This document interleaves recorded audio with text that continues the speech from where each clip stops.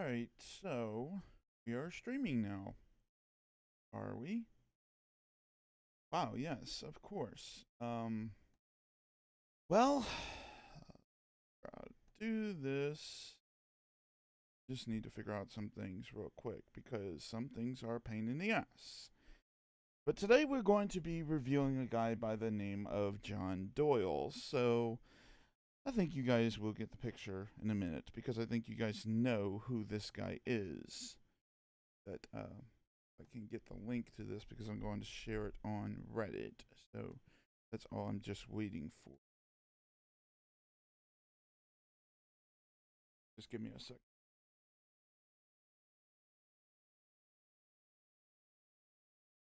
I got a few places I gotta share it at.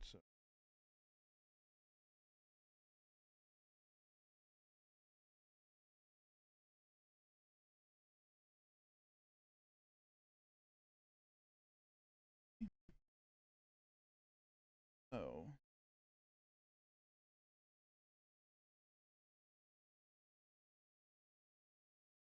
let me see if this is it. Live dashboard. Fuck, I don't want. That's not what I wanted. I wanted the real stream, and it's not. Ugh, this is a pain. I gave it the dashboard. I didn't want the dashboard. I need to figure out how to delete that.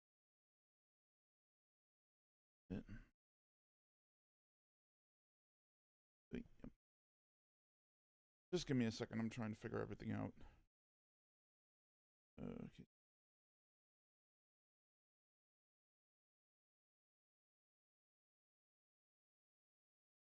This is my first time doing a stream like this, so is what it is. But we will be responding to John Doyle. Okay, here it is. That's what I was looking for. I'm looking for that particular thing. You watching? Oh, cool. No one's commenting on my stuff yet. Repost. Link.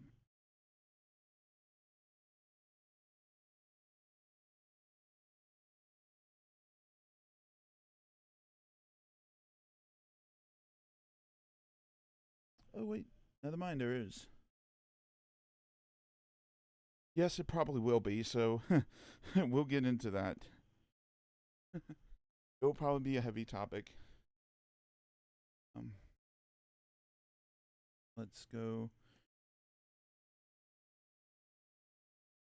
I'm just trying to get trying to paste this to other Reddit pages so I can get more people watching.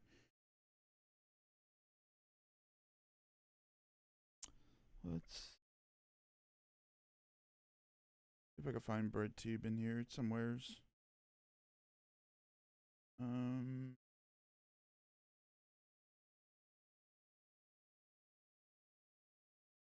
fuck. Excuse me for all this, but you know it is what it is. Shit, I'm just gonna post it to all of them. Fuck it. Um, the I think the funny thing is with John Doyle is that me and him actually share the same name, and that's actually fucking ridiculous. But it's tough for me because I can't stand the fact that we got this fucking almost neo-Nazi kind of guy who's sharing my own fucking name, but it is what it is. God, my internet's slow.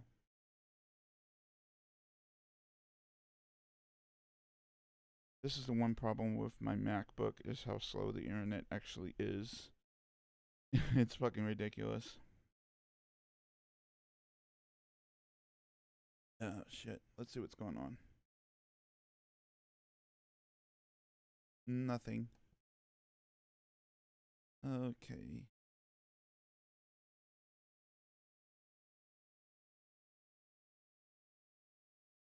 Where to post that? I joined this community and it's not letting me post on there.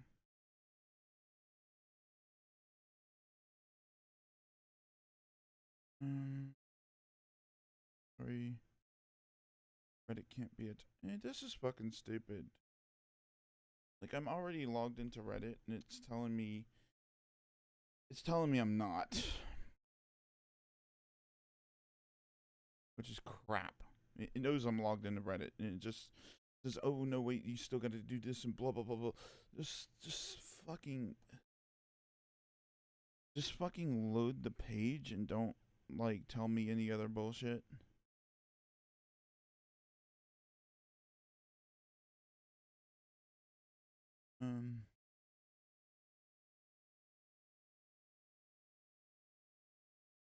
If this will fucking work. Oh god. Have to give it time. Reddit is a fucking, well, the computer is fucking slow as shit. I know, it's a pain in the ass. See, I can go on here and it's no problem, but the computer for the rest of it, for some reason, is a fucking piece of shit. Yeah, I don't need this. Create. I don't need this. What the hell's going on here?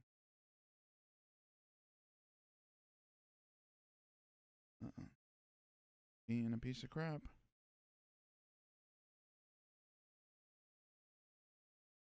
Oh god. Okay, here we go. Link URL. Go here. We're gonna do this shit. We're gonna do this.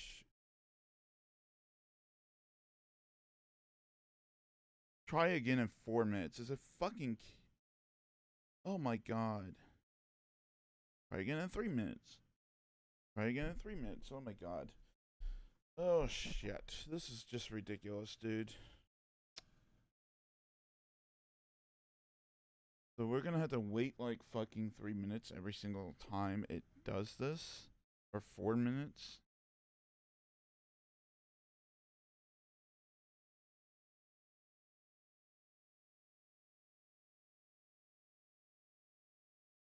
I don't know what to say, man. I don't know what to say.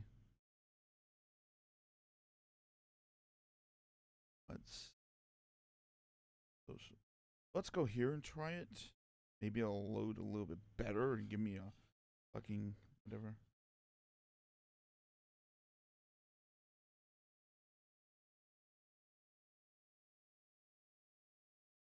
I don't know why the stream not loading like that onto my OBS. I have to figure that out. For some reason, Reddit can't be reached. The fuck?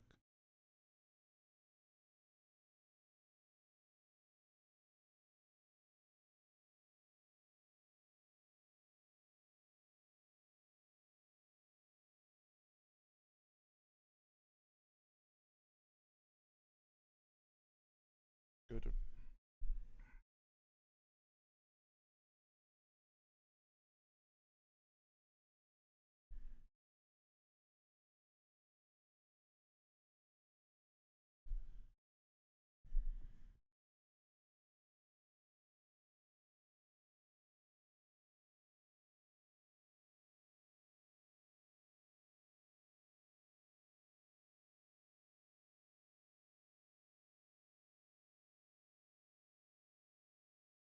Reddit's just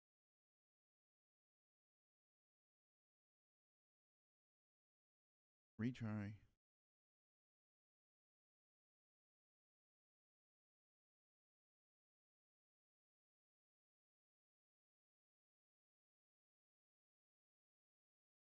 Okay. I don't think that's the ones I'm looking for. So let's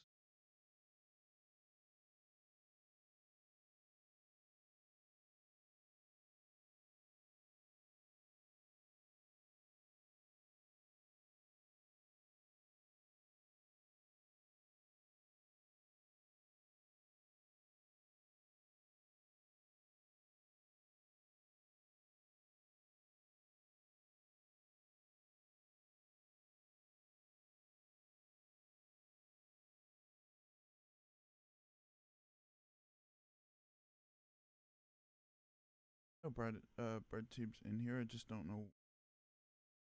I'll just go to this and see what I can do. I can't find bread tube at all.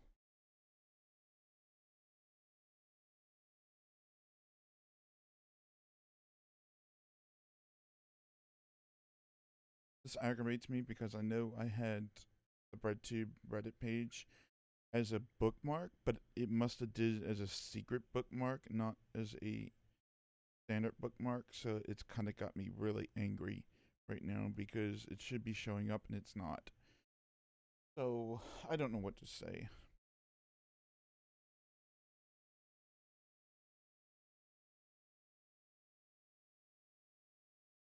Okay.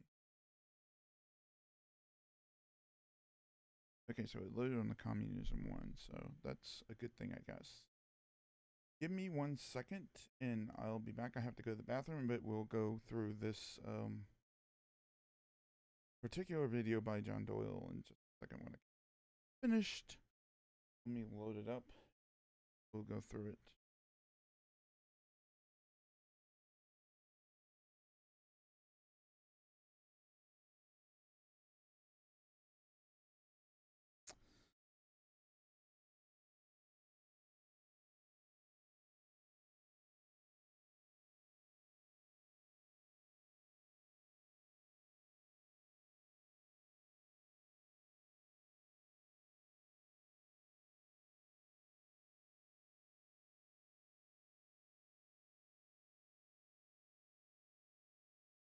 Okay.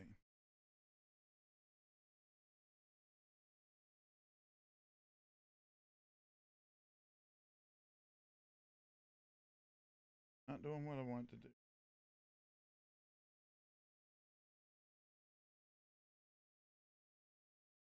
Go to the bathroom and I'll be back. Guys, stop that.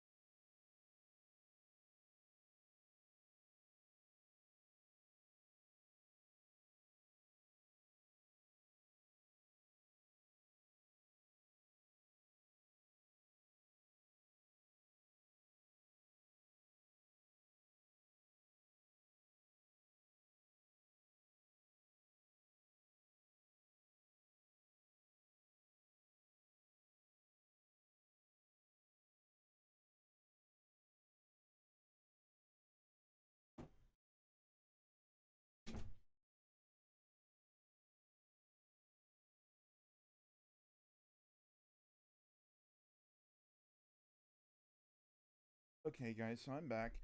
Not going to be able to see the chat if there is any chat going on because it's not going on my OBS software. So, but if anyone is on there, literally, I think you should be able to actually go and find my Streamlabs site, and if you want to, you can do whatever you want on there. Um, but yeah, let's get into this and see what, of course, this guy who is also using my name. So I'm not going to get too much into the detail into that, but of course, John Doyle does use my name. And the funny thing is, he says in his little show, it's got heck off commie. Now, I consider this to be a dog whistle for like fuck off commie, but this guy literally is such a boomer larper that he doesn't actually he doesn't actually use uh, correct words for this instance, I guess you could say, or words that are in a sense the words you should be using. Like, we know he means fuck off commie, but obviously he's too offended, I bet, at actually using fuck because for other reasons. So let's get into it.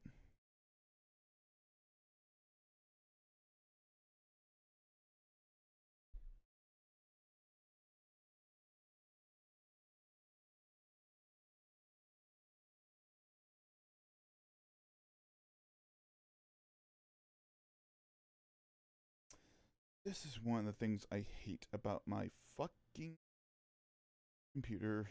So I'm gonna have to go back and replay all that because I saw a whole bunch of stuff that he didn't say. So let's go through it again.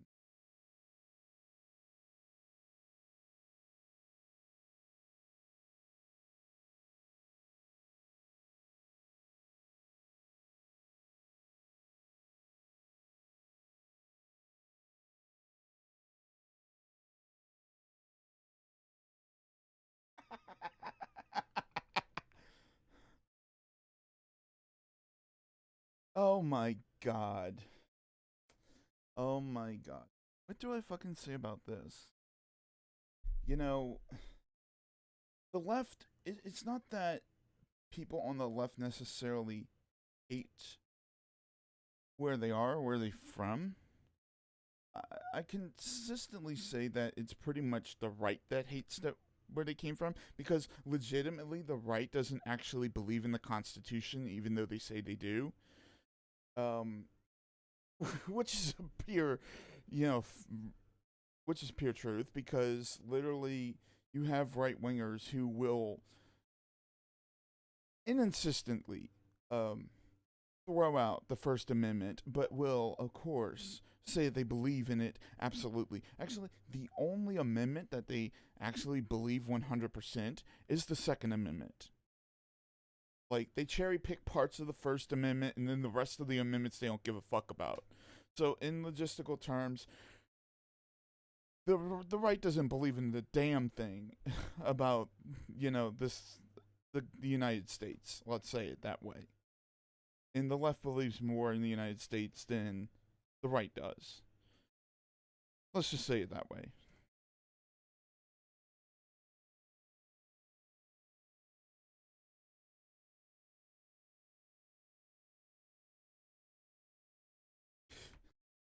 Okay,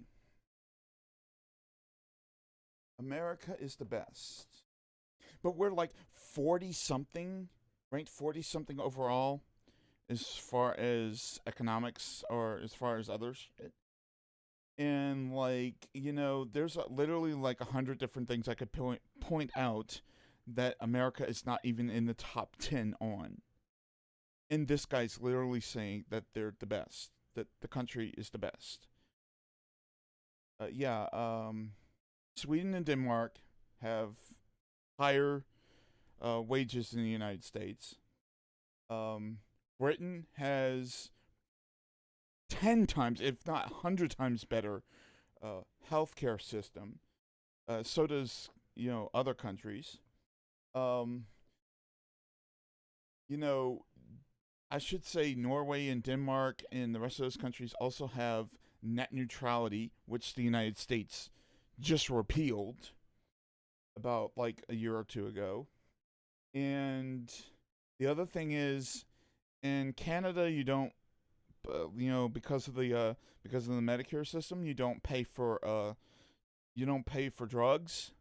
And in the United States, you got to pay these ass load money to the fucking insurance companies over so much time for drugs, for this, for that, for whatever. And logistically, you could say that some areas also have completely free schools. And not every part of the United States is exactly like that, neither, considering that college is not free. So, yeah, the United States is not the best at all. And then you throw in the fact that the United States has this imperialistic military that just goes around fucking constantly taking over countries for oil and just dominating people. And you consistently think that they're the best, but they're not fighting for your interests. They're fighting for their own.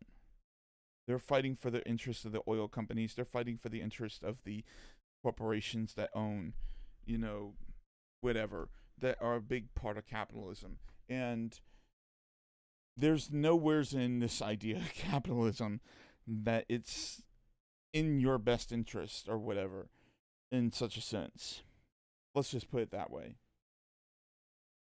And also, too, look at this. I mean, this guy's got a 1940s fucking car and this other stuff. That's the thing that I get with it. Okay, his, as Pig Puncher said, definitely baby boomer LARPing. And it's really ridiculous. You will see in just a minute because he goes on with this, you know, so-called nuclear family sort of thing where of course he has this wife who's subordinate to him. It's most likely it's one of his other family members, maybe his Pig said his sister, and then of course he's got possibly his friend throwing him the football, and of course they're trying to bring up the how should I say that this is his son throwing him the football or whatever. I think that's kind of what he's trying to get at here. And then of course, like I said before, the white picket fence, two dogs, and or should I say the white picket fence, one dog, two kids, a fucking wife, sort of stereotype. But let's see it.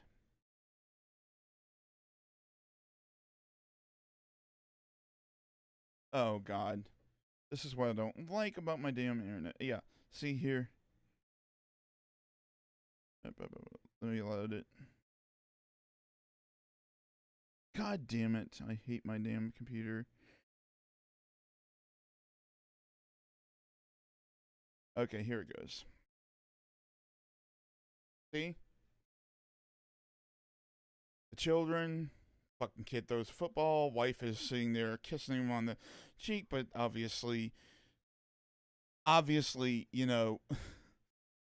she's being subordinate to him, or at least in his picture. And then, of course, he's got that that thing, hack off Kami, because he's too scared to use the word fuck. And then, of course, he has to have my name in the process of it.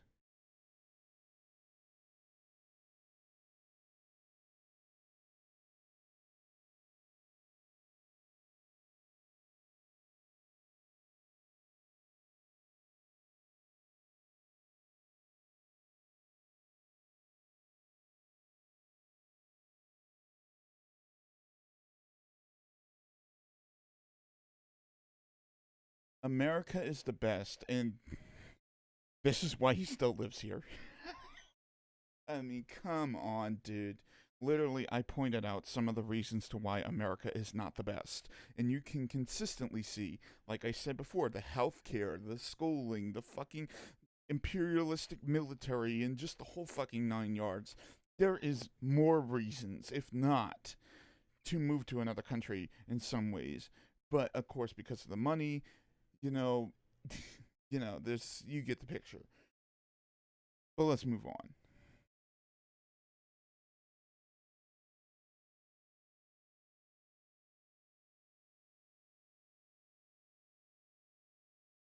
Ooh.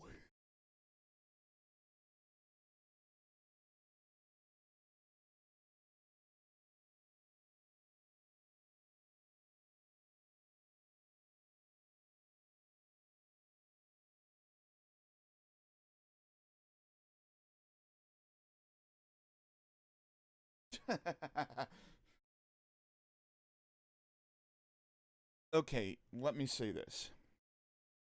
Freedom of speech is an umbrella law, the way it works, okay? So if you're on a platform like YouTube, or if you are at a business or at a store, the way it works is that the store or the business, or whatever platform you're on YouTube, is, or the internet, I meant to say, is the place that has the freedom of speech and most of the other, the rest of the First Amendment. It applies to them only, because I can't really say exactly why, but it applies to them only. That means, and I think it's because, actually, I will say this, I think it's because you are under them. So when you go to, like, Walmart, and if you go to Walmart and you start saying something that Walmart's business owners or whatever doesn't agree with, doesn't this, and then they decide to kick you off the property, you don't just get to go to the courts and then say, well, they're violating my freedom of speech. No, it doesn't work like that. Because if you did that, you took Walmart to the courts and then say Walmart's violating my freedom of speech, the court's going to say, huh, oh, poor baby, and they're just gonna throw it out and then say, just say you're fucking idiot. They're not even going to even discuss even looking at that sort of debate. In this issue that other countries don't have freedom of speech, that's kind of bullshit too, considering the fact that many countries do have freedom of speech. It's just there's different degrees of it. I can't exactly explain everything because I don't know every single law of every single country outside of the United States, and neither does John Doyle. So, that's the whole process of it. Literally, you cannot just say, well, if I leave the United States and I go to fucking Denmark or Sweden or Norway, I'm not going to be able to say certain things. Yeah, they do have differences to regulation of speech. There are certain things that you're not going to be able to say, but it doesn't mean that they don't have freedom of speech. They still have it, okay? They still have freedom of speech. Excuse me for talking loud, but they still have freedom of speech. It's just to different degrees. We don't know, because I live here in the United States, and of course John Doyle lives in the United States. We don't know what degrees that they actually have, to freedom of speech. So this argument is bunk, anyways. Unless you're going to fucking, Syria, or fucking, Saudi Arabia, where what John Doyle is actually saying would apply. If you're going to Denmark, Norway, or Sweden, or something like that, it's just not going to apply at all. But we know that's what he's talking about. We know he's talking about Denmark, Norway, and those other places. It's because we know that certain speech, like hate speech, like incitement, in speech that's inciting to other people, that would normally cause an act of terrorism, what we consist of as sarcastic terrorism. He's complaining because that's not protected in those countries, and then applying it to the rest of freedom of speech, which is a false equivalency, I would say. So it's a real utter bullshit sort of thing. I know I'm rambling on, but let's go on. No, they don't have absolute free speech, but they do have free speech. Don't bullshit me on that. I have friends there in Canada. I know I'm going on with a fucking stupid thing myself, but they do have freedom of speech. There's just certain speech you cannot use. And again, the absolute freedom of speech. You really don't have absolute freedom of speech pretty much anywhere. Not even in the United States, because there is an element where incitement is against, so if the speech is incitement, it's not free. So, yes, literally, I don't think anyone has complete and total absolute freedom of speech. That would be completely a system that doesn't have a system that doesn't have order, and it would just not be. There would be chaos. Let's just put it that way.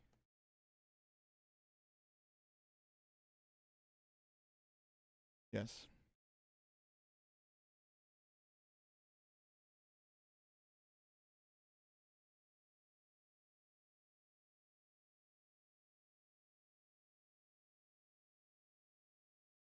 Just note this: each and every single one of those countries that he said has freedom of speech, except for under the terms of hate speech. Excuse me, but those countries, like I said, you can still speak what you want to speak as long as it's not hate speech, as you said. But we know you're complaining about hate speech. We know you're not talking about a country that is logistically actually taking away people's freedom of speech, like Saudi Arabia. We know that. And if you want to talk about a country that's taken away freedom of speech, you should talk about Saudi Arabia, because Saudi Arabia is an actual dictatorship in a way.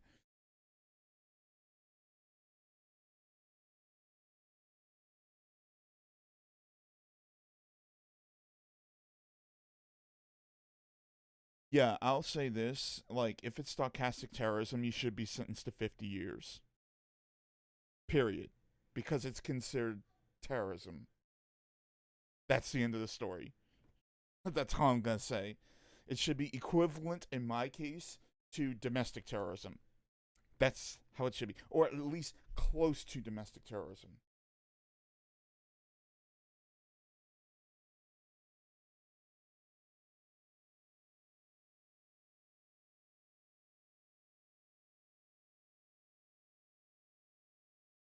Ooh. Okay, so let's look at that again. Um, Look at what he said here, and then try to.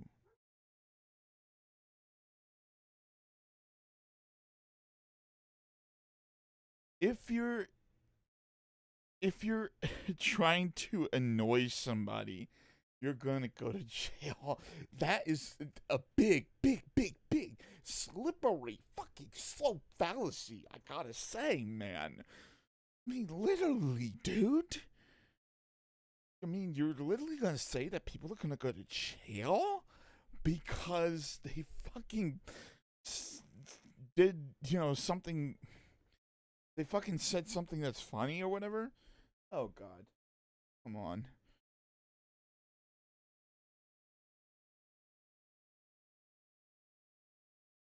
Look at this, man. Okay, that's probably. Well, I wouldn't say that it's an airsoft gun, but I mean, literally, you have you do have the rights to own a firearm here in the United States, and posting a picture with you with a firearm isn't considered, against the law.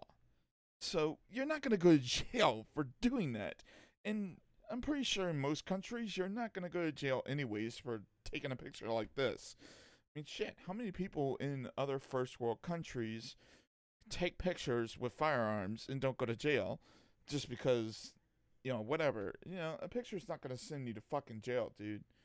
There's a whole list of other things that have to happen to send you to jail. I'm going to see what have I have, of course, the chat right here. So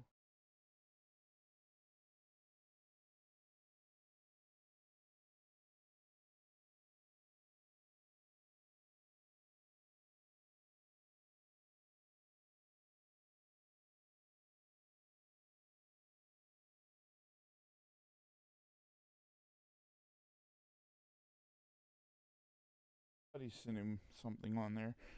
But yeah, you're not gonna go to jail for just posting a picture with a gun. I'm sorry. Sorry about that, John Doyle. It's whatever. That's just not. That's not gonna ever happen. I mean, if you did that, especially here in the United States, it would go to the courts. The courts would say, it's a violation of, whatever, and of course, it would be seen as unconstitutional.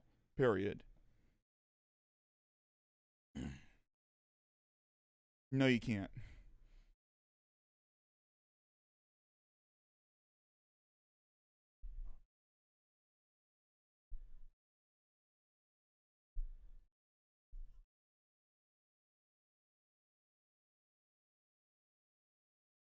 I have to look this up. The British police arrest at least 3,395 people for offensive online comments in 1 year.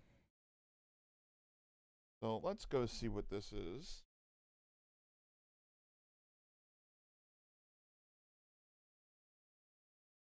Give me 1 second. I'm not the fastest at doing this stuff. So, literally. Let's go to. If I could find Google, that would be great. Okay. This is the problem with my computer. So fucking.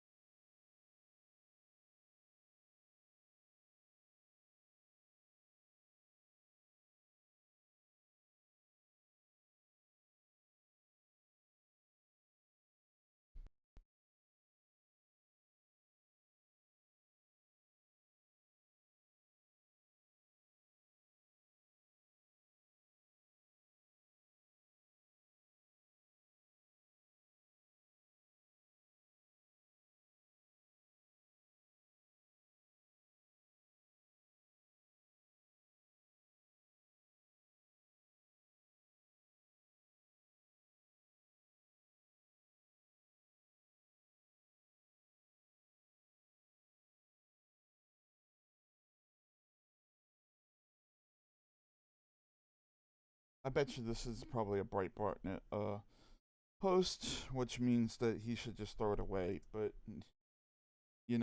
knowing John Doyle, he's probably not going to do that. That's probably the one fucking thing that he's not going to do because, reasons.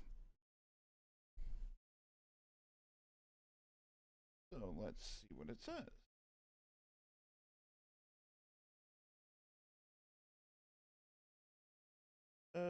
Breitbart. Yep, Breitbart, dude.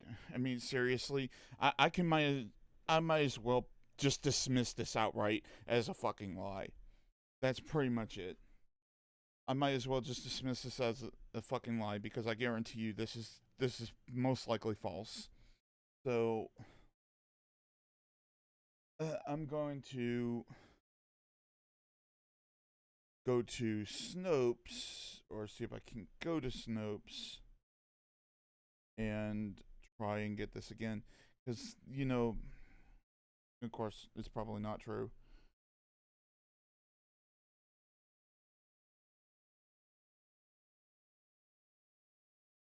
Oops, I'm not good at spelling, so.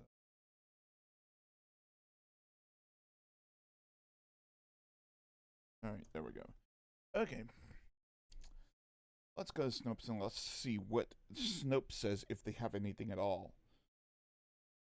I guarantee this they don't because Breitbart literally is one of those places that constantly manufactures fake news on a constant basis when there's no fucking evidence to support it. So Snopes may not have it. Literally, Snopes is taking forever. No results for it.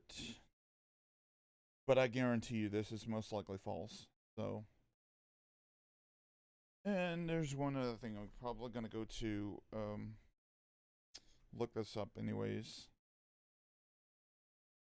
Because I like to look at more than one fucking course to actually do this. So I'm going to go to another really good place to go to, which is Google Scholar, which you should go to anyways.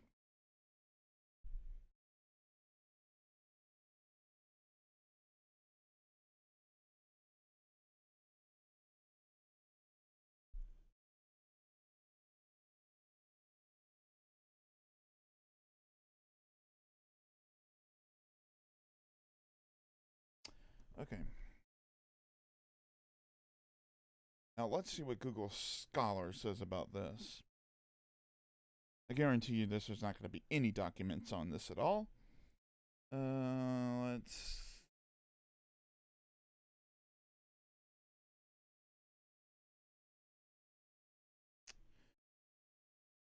Mr. Robertson questioned her as on her police interview where she said that my grandfather didn't blah blah blah.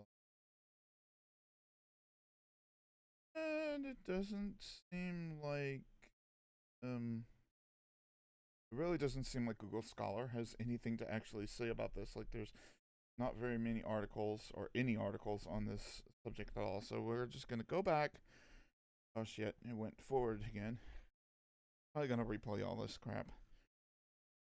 But yeah, John Doyle was most likely quoting a lie, as he always is.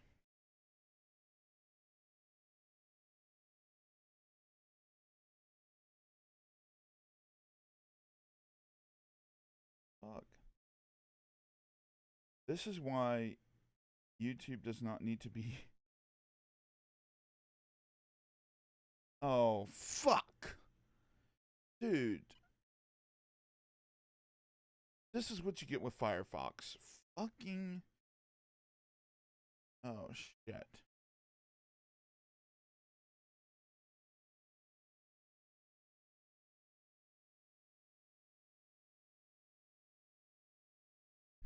Okay, now we're back with John Doyle again. Please, Firefox, do not ever do that again.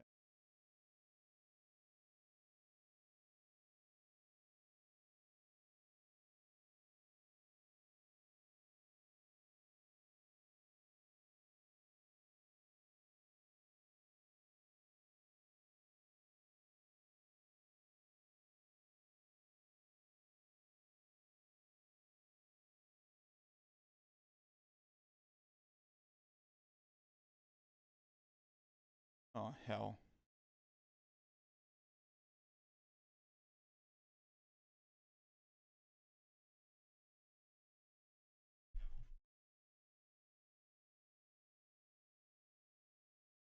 Not true. We just proved it wrong.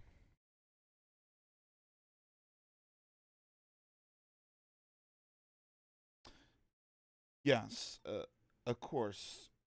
Um, we could actually implement certain areas to an extent, but you do have the Second Amendment, and I don't know. I'm kind of mixed on the issue with guns. Um, whether they're good, whether they're not. I mean, it could be yes, of course, used to revolutionize against the authority of the state. In it can be a good thing, it can be a bad thing. Either way it goes, because they can also be used to use for terrorist attacks and overwhelming. I don't know, if how that would actually. So let's move on.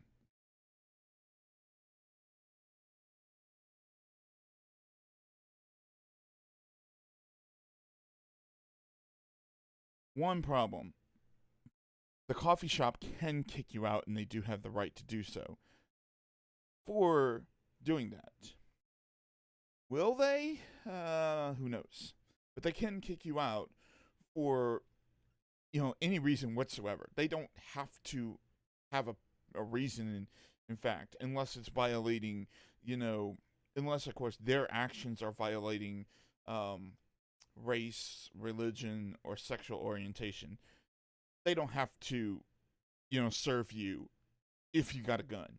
Period. And they don't have to serve you if you go in there talking whatever. They can just kick you out.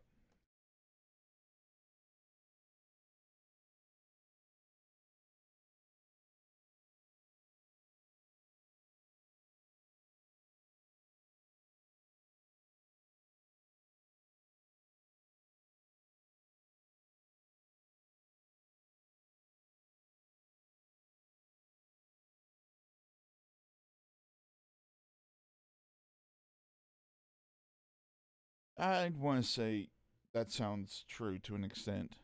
You don't have the right to kill somebody. That's right. But depending upon where it is, of course, obviously, if somebody if somebody's breaking into your house and you need to do it in defense, then that's a different story. Also, like to note, I'm going through this. He's got a fucking Nazi logo here. some other stuff on here. Obviously, Nazi, stuff, and I have to be careful because YouTube's probably gonna say about it. So,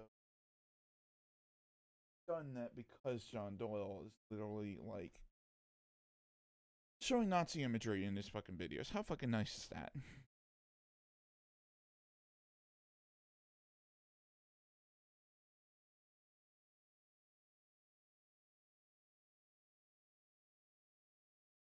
In no country is it absolute. I mean, we can pretty much define that. And to note this, I know what he's trying to pull up on. Like, he's trying to say, well, the church doesn't have the right to dismiss gay people because, you know, because of their whatever. Reality is, the church should be forced to marry gay people.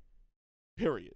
I mean, it's a violation of the 14th Amendment, and I know some people will say, well, yeah, that's your religious rights to actually do so, but religious rights don't, they're not supposed to be superior to protections on sexual orientation or race. And that's where these people like John Doyle get at, is that, well, I shouldn't be able to marry or be put in a position where I have to marry a gay person if I'm a pastor. No, you should be, because of those reasons. And it's the same thing, like, if you're a fucking racist pastor who says, I shouldn't be in the position to marry a black person with a white person. No, I mean, dude, it's, you don't get to make that decision even in your own church, dude. Period.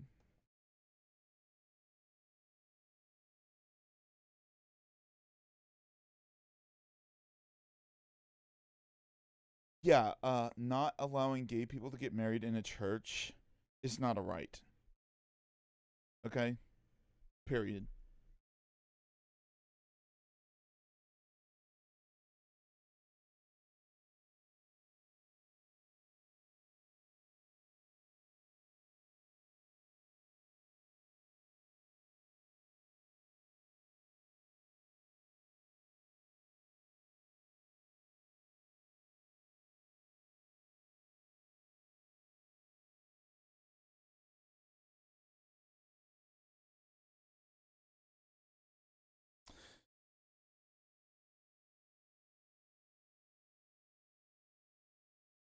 Yes, I will say America is probably one of the most lax countries on freedom of speech, but literally, I know what he's doing. I mean, he's trying to use the First Amendment to allow him to excuse bigotry towards minority groups. That's inevitable fact that he's doing this, and it's fucking sick. And every single religious person, pretty much to an extent, especially when they're fundamentalists, kind of does this, and so does pretty much the conservative right to various large degrees. Like, use their right to religion to them, yes, of course, is more superior to the rights of a person who is gay or a person who is black. And it's just, or a person who's Hispanic or a person who's Chinese. Literally, no, I would say that they're more equal. That your rights to believe in a religion is equal to your rights as a white person, or equal to your rights as a gay person, or equal to your rights as a black person, or equal to your rights as a transgender person, or equal to your rights as basically anything. So when you say that, no, my church or my rights as a religious person supersede those particular rights, say, of minority group, based on race, gender, sexual orientation, etc., then you're starting to run into problems. because they're not superior to those areas. Yes, of course they are very important to be able to believe whatever you want to believe in. It's integral to what is written in the Constitution, but it's not superior to somebody else's position to the point where you can control what they do or what actions or what freedoms they have. But we know for a fact that people like John Doyle, we don't have to get really too much into it, but that's pretty much, how they believe.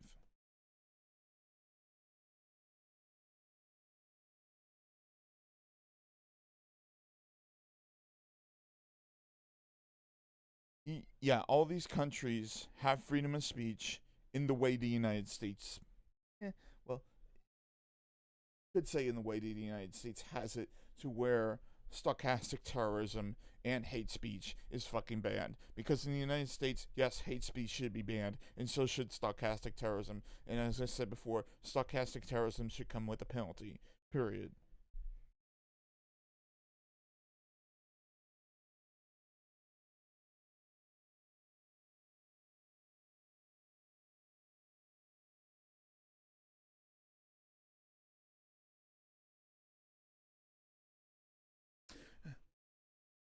I want to stop something here. The fact that usually people like him, they don't take too kind to porn. Okay? These are the kind of people who logistically will actually want porn banned. Like I remember when um, the whole ordeal of net neutrality was going on, there was one conservative who actually said to me in a tweet, um, I think it was on another Twitter account than my regular Twitter account, where they said that literally they wanted neutrality to be gone on the internet because they wanted gay porn to be banned.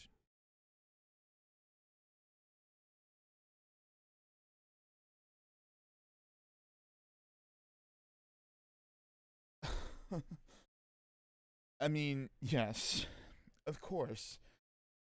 I imagine John Doyle is the same way I meant to say, wanting porn banned. Because, I mean, you have to look at it. The people who LARP for baby boomers, uh, they're LARPing for a position where porn or sex in general is supposed to be secluded to um, somebody who's married and to, I guess you could say, like a certain point. Like only when they're in the bedroom and only when this is going on. And like certain types of sex is just restricted. Like anal sex you can't do in their fucking world because it's against their ideas. I'm just saying this. John Doyle, I don't know. He has some beliefs that are fucking crazy.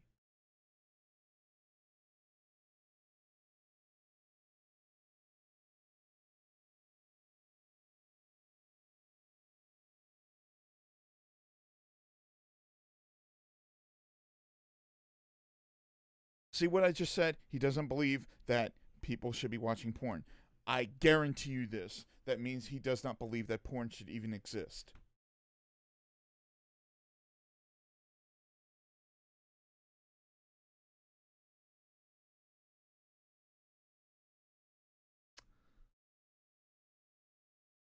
Yeah, you say that the government should not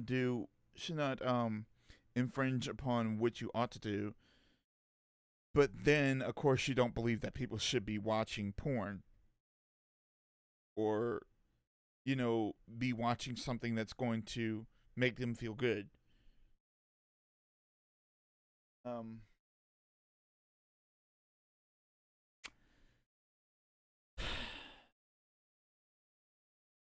literally, John, just stay out of politics, man. just stay out of politics, because politics would be better if there was no right wingers in it at all.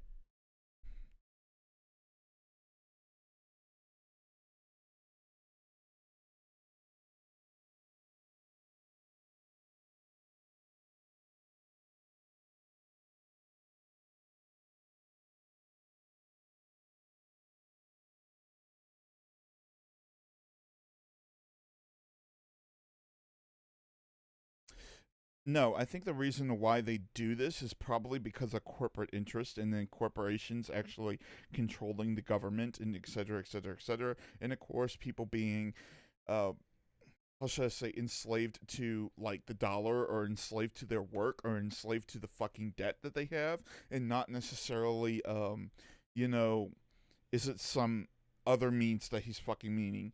And of course, there's other reasons to why the United States people are not necessarily the freest people in the world. And literally, we can pull up every single statistic about that. But obviously, John Doyle doesn't believe in any of that shit.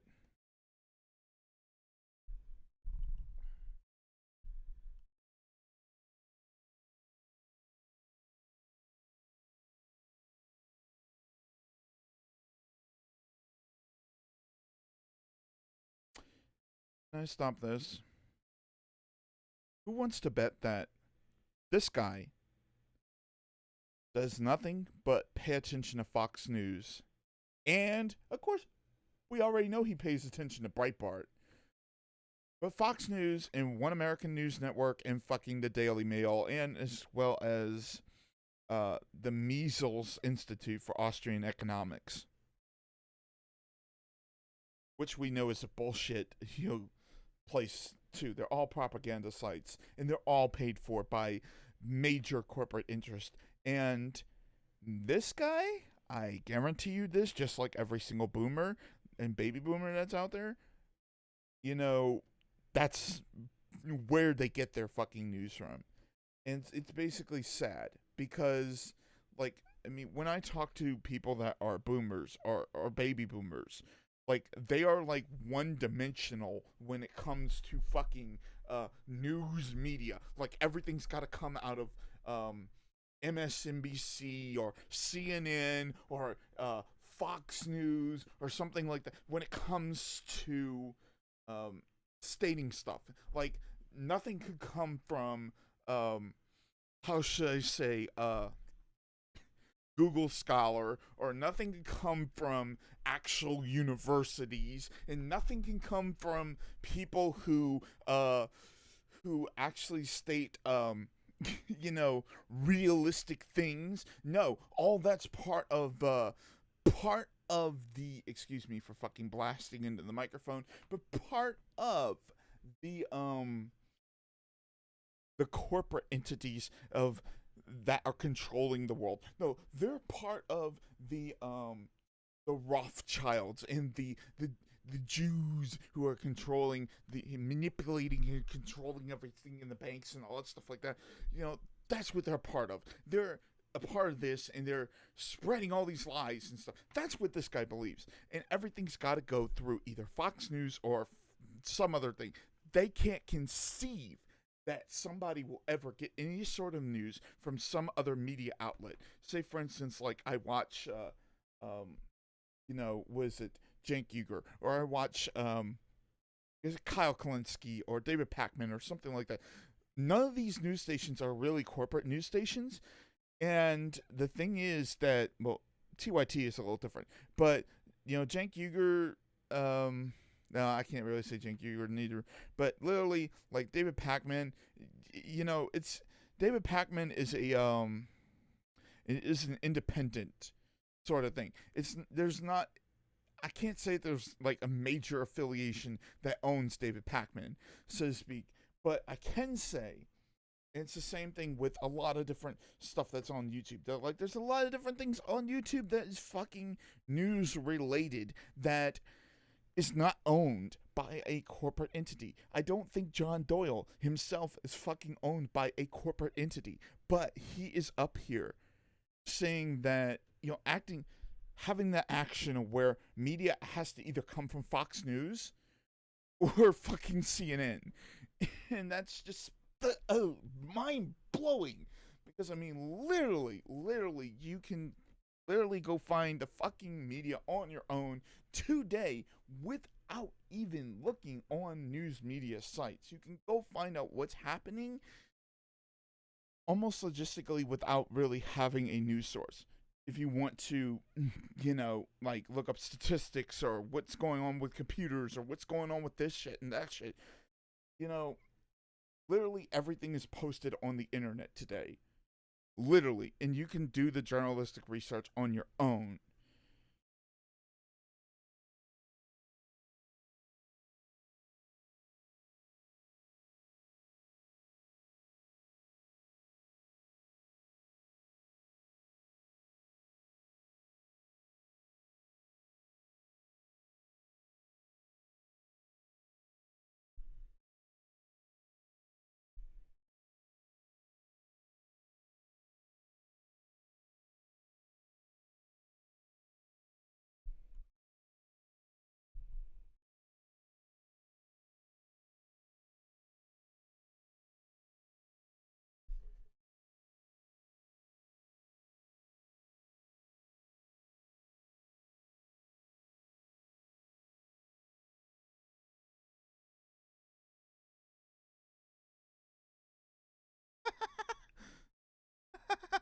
Oh, God. Okay. I mean, literally, yes, I will say yes. Those places are pretty. They're pretty nice. Obviously, I've been to the Grand Canyon when I was very, very little, but I mean, to say everywhere else in the world isn't beautiful, hey, some Pete's, do you have to be like LARPing on the United States government so much, on the capitalist government so much, that you have to dismiss every other beautiful place in the world? I mean, if, of course, Mount Everest was in the United States, then John Doyle would have listed Mount Everest in this fucking video. And if, of course, the how should I say, Marianas Trench was in the was like next to the state of California, he might have listed that. And if, of course, Mount Vesuvius was, in Florida, obviously he would say that. But not to mention in that I live in New Orleans, down here in Louisiana, and I can tell you this: the swamp is fucking shit. It's probably one of the worst looking places in the world. And then um, you're considering that no, these are the best places in the world. Literally, the swamp in New Orleans and all that area, it's part of the United States, and it's the only thing that's great about this area is the fucking city of New Orleans. That's it. And maybe the NFL team down here. Like, literally, the land is just.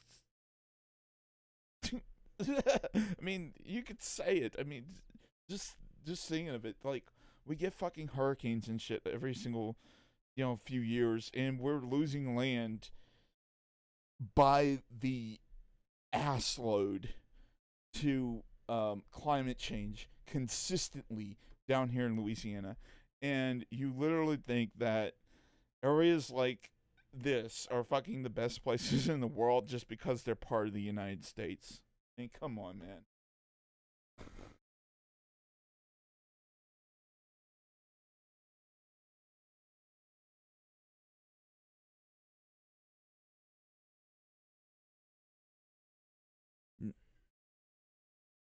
Russia has larger geography than the United States. And imagine you this: Russia is probably just as pretty as the United States. China has about the same geography as the United States, if not bigger. And they have just as many beautiful places as the United States does. I mean, they have the Berlin. I mean, they got the not Berlin. They got the Great Wall of China. They got all kinds of different mountain ranges. Basically, everything that John Doyle said the United States has. To an extent, China has something similar to that, and so does Russia. That's excluding the pollution in the fucking air that's going around. That's been going around for China for decades.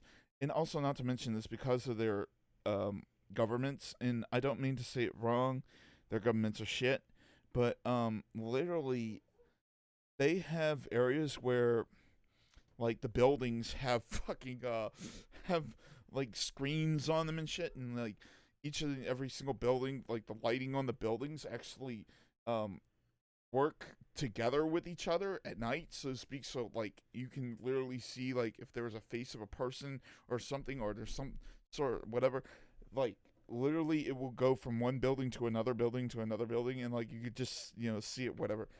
So I mean, statistically, there are other countries that are more beautiful than the United States, and you don't get to say that something is beautiful just because it's part of the United States. I mean, that's fucking stupid.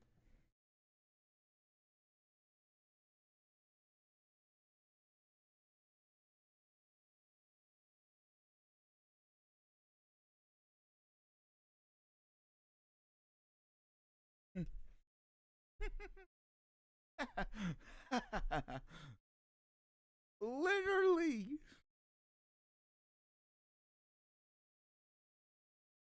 Literally. He's just. Oh my god. Oh my god. Face palm. I will give it to you this. I just mentioned a bunch of cities that look prettier than any United States city at all. And I didn't mention the ones in Europe that are fucking older than any United States city, and as well more prettier than any United States city. I could go on, talking about, oh, was it Berlin, and some of the elements of Berlin that have been around for centuries, and the beauty in that city. Or I can talk about Athens and just the beautiful sort of scenery that goes around in Athens with the fucking ruins and shit. And then I could talk about Rome and how beautiful Rome is and stuff. Just because it is part of this country, as I said before, or part of that country, or whatever, or not part of the United States, does not mean that all of a sudden, it doesn't define it's whether or not it's beautiful or not. It doesn't define shit. Just because it's not part of the United States, as I said before, doesn't mean that it's not better than the United States. Excuse me. Oh my god. I have some fucking.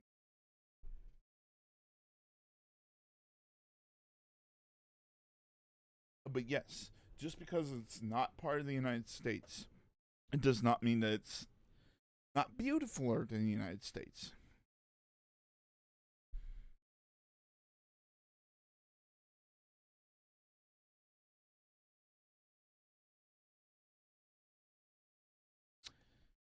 Yeah, Detroit is one of the worst cities in the world.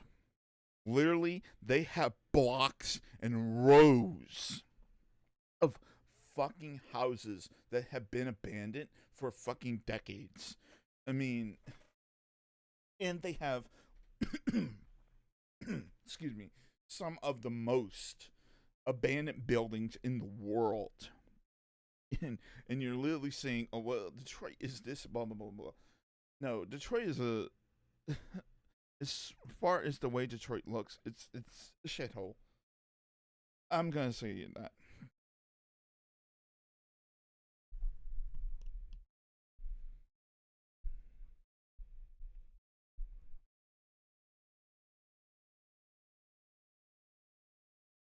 Oh my god. Yeah, this manlyhood thing, beating up a fucking woman and shit like that.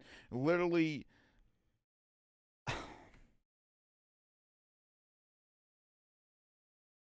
the guy who was in this video needs to go to fucking jail.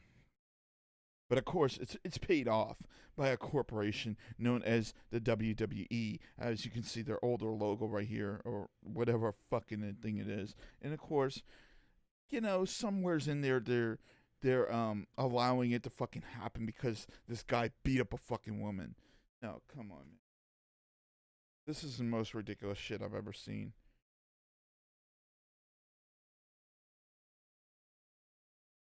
Oh, and I wanted to say one more thing.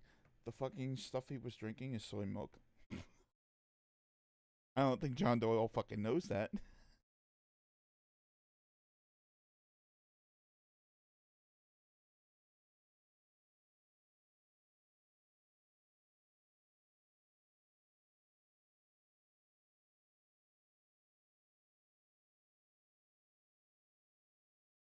Who cares? Who cares? Okay, literally just because Fox News is the biggest, station in the United States because, with the English and stuff, I don't know. It may like most of the American most of the American networks are, yes, they're big because they're English networks. But however, when you look at their networks in other languages, it's not whatever. Hold up.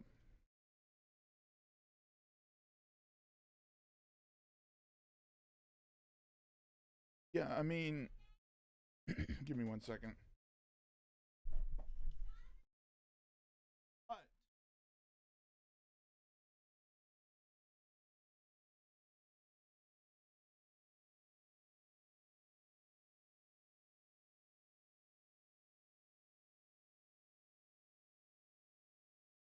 yeah, I mean, the when you look at like, was it MSNBC's Hispano network or whatever, their Spanish network? I guarantee you this is not the biggest Spanish network that's out there. Same thing with Fox News. Same thing with these other stuff. When you take networks and you place them um, into the languages of another country, particularly where that country doesn't know that this network exists, I guarantee you this are not going to be nearly as big or as popular as John Doyle's fucking saying. And the other thing is the Godfather is not the most popular movie in the world. It is a popular movie, but obviously Star Wars is better. The Avengers is better. There's a whole list of movies that are bigger than The Godfather, and again, too, just look at this. I mean, the whole thing with the mafiosa stuff. I mean, it's definitely reeks of hierarchies and no how should I say, appealing to the the interest of the boss and the or the don or whatever you want to call it in his authority over other people that people give him and stuff, which I mean I could go on for that stuff, but yes, literally the Godfather's not the biggest movie of all. Star Wars is bigger, the Avengers is bigger, Star Trek is bigger. I mean, I could go on. I could even say Jurassic Park is bigger, even though obviously that's LARPing for, in my consideration, LARPing for corporate interest to own fucking animals and shit. Um, but yes, of course, definitely this is not the biggest movie.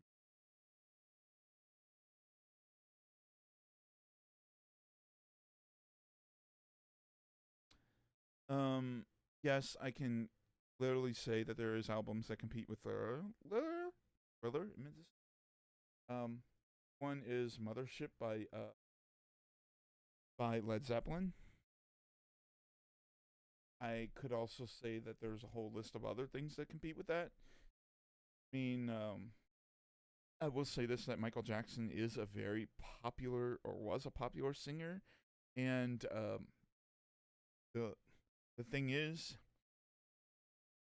I mean, there's other people that were just as popular as he was, and I can say that he's not the only really popular singer in the world. Was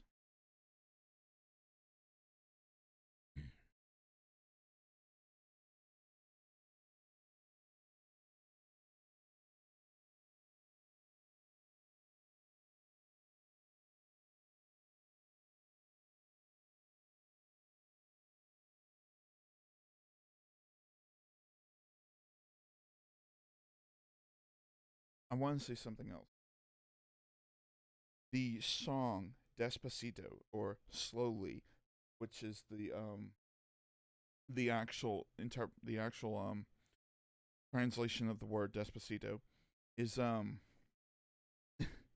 video for that has close to 6 billion views, and you're literally saying that Thriller is so much more popular, but Despacito has literally been seen by almost everybody on the face of the planet Earth.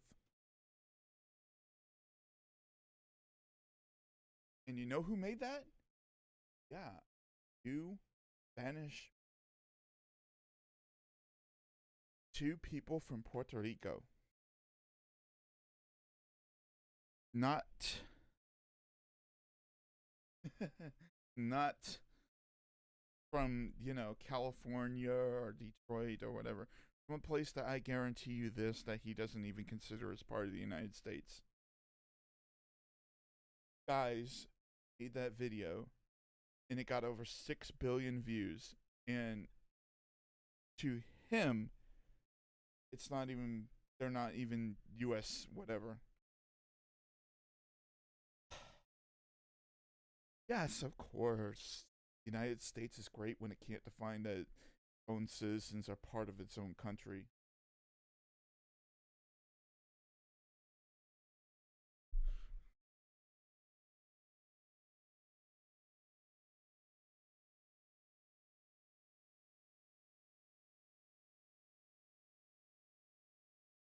No, it would not be fair to the boys because the boys are not professional soccer players and are probably not in shape to do so. But the women are. They are in much better shape than these boys. And in fact, they're probably elite athletes who are trained to do this and have trained for years. So the boys are not in any condition to actually compete with those particular women by any means necessary.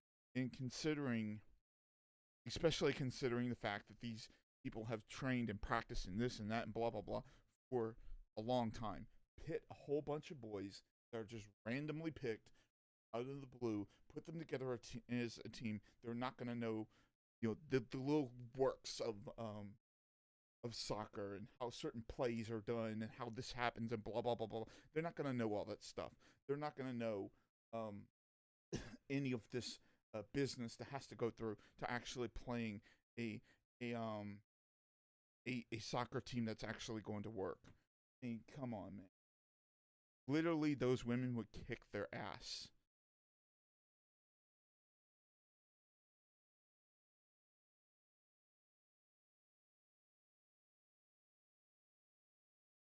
Yeah, I don't believe a word that this actually says. I mean, there's no. I bet you this is another Breitbart article. We can pretty much go back and actually look at it again. Oh shit! I got all these notifications from How's we this. Blah, blah. Okay, let's actually go back and actually look at this. I guarantee you this is false.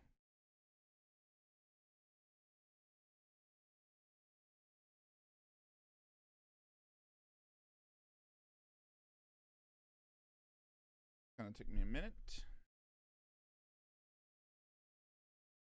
Bet you it's a Breitbart article.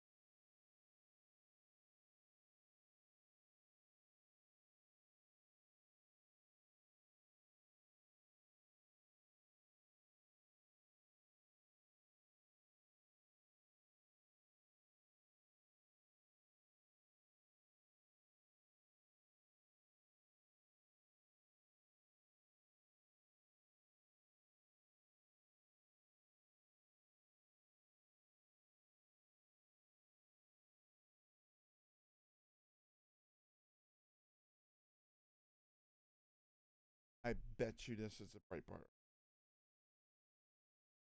Under 15 age.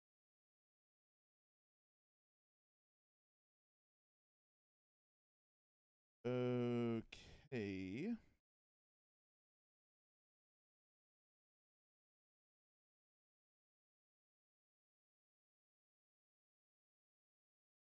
That's not the one.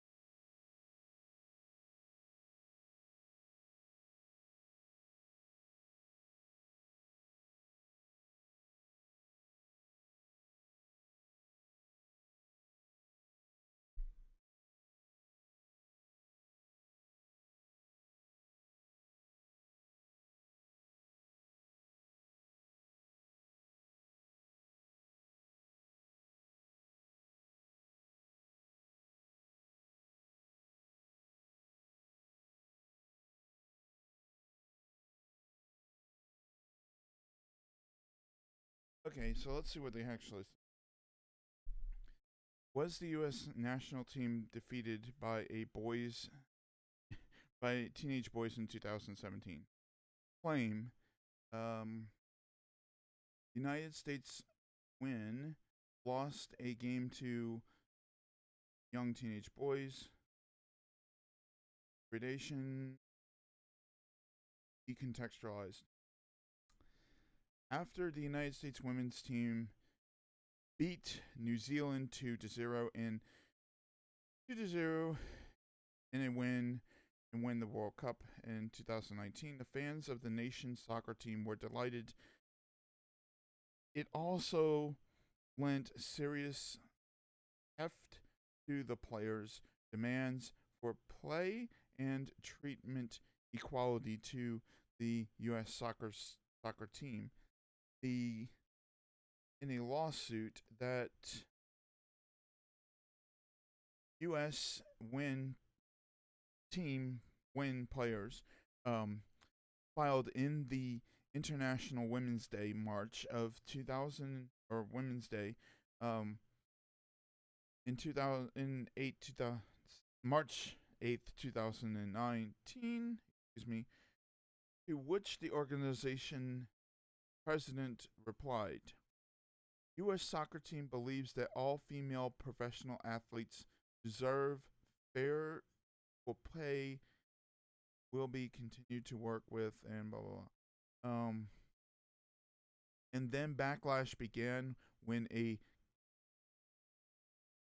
chorus of people on social media began claiming that the U.S. women's team victory was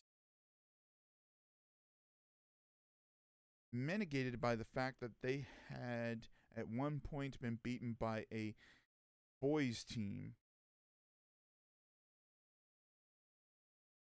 Remember, Megan Pence led the team squad that lost to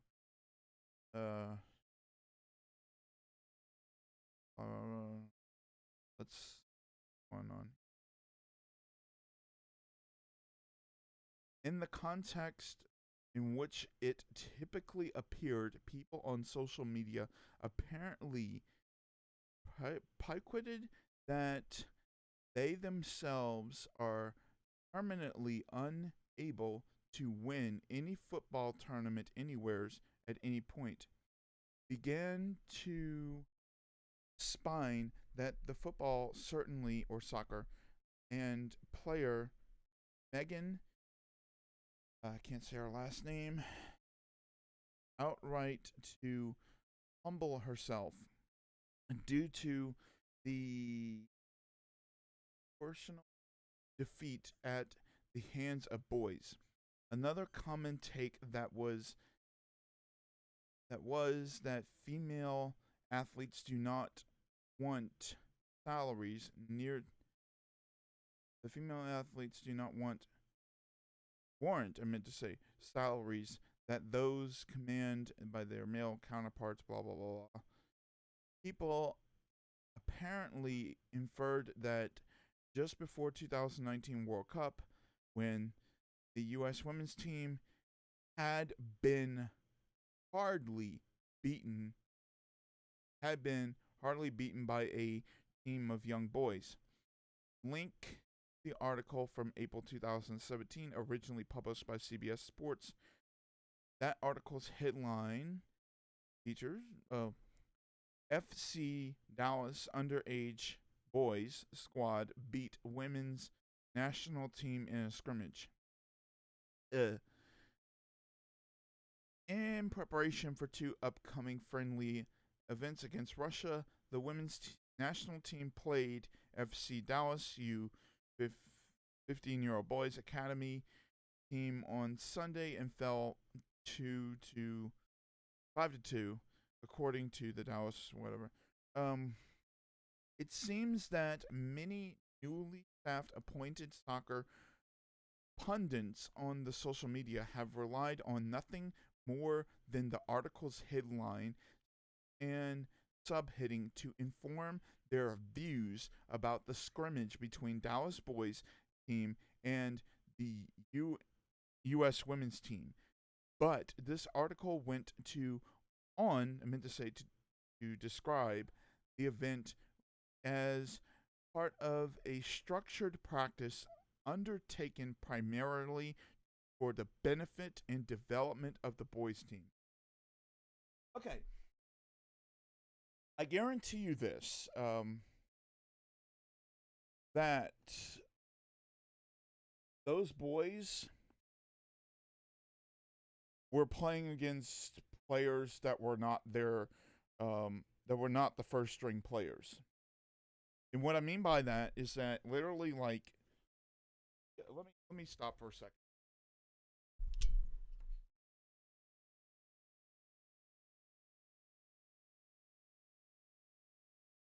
All right,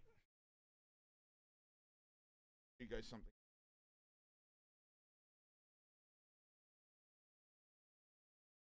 NFL team, the helmet for the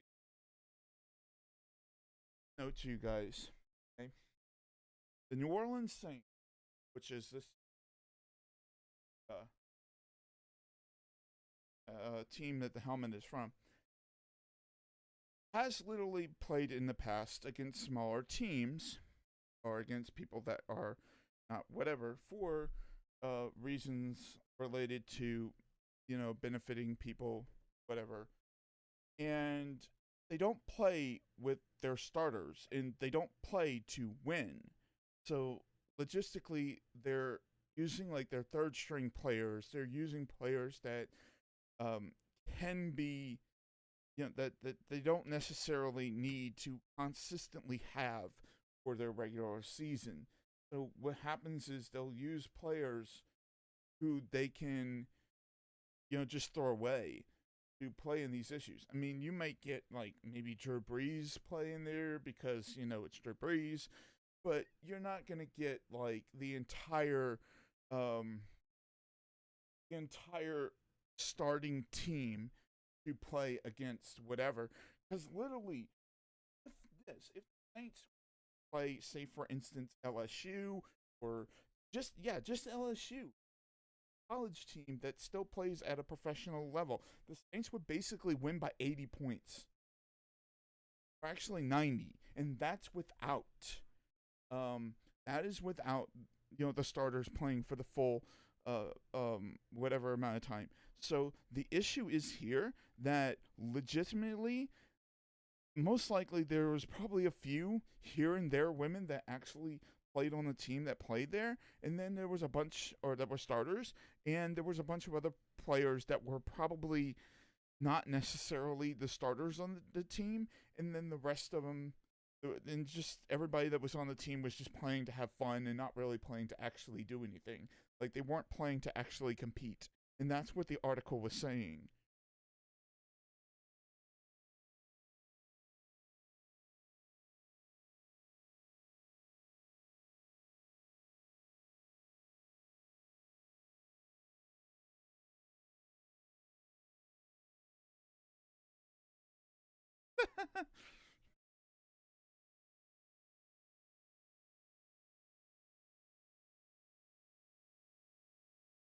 One stop there.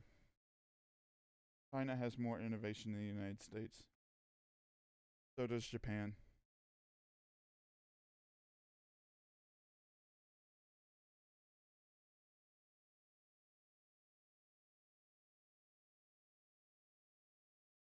And 90% of that stuff was made in China.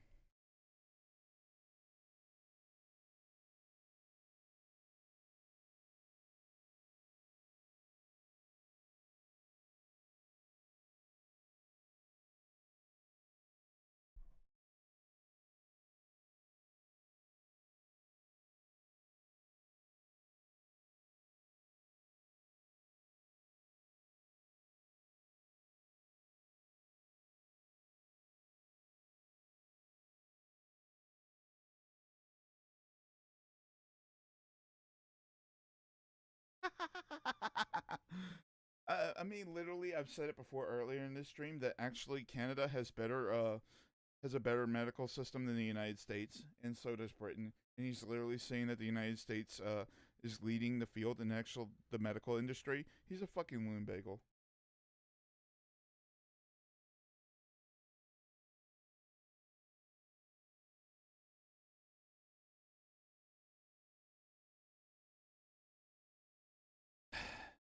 I don't think that's true. I don't think it. I got almost fucking 17 minutes left on this video. Goddamn.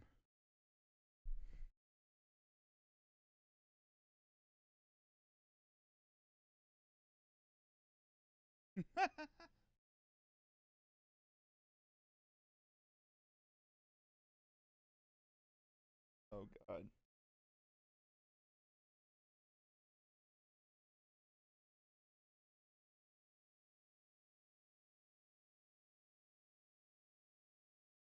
I'd like to see where he got this particular PDF file because you can tell that this is a PDF file then due to the fact it's not necessarily in color, or I would think so.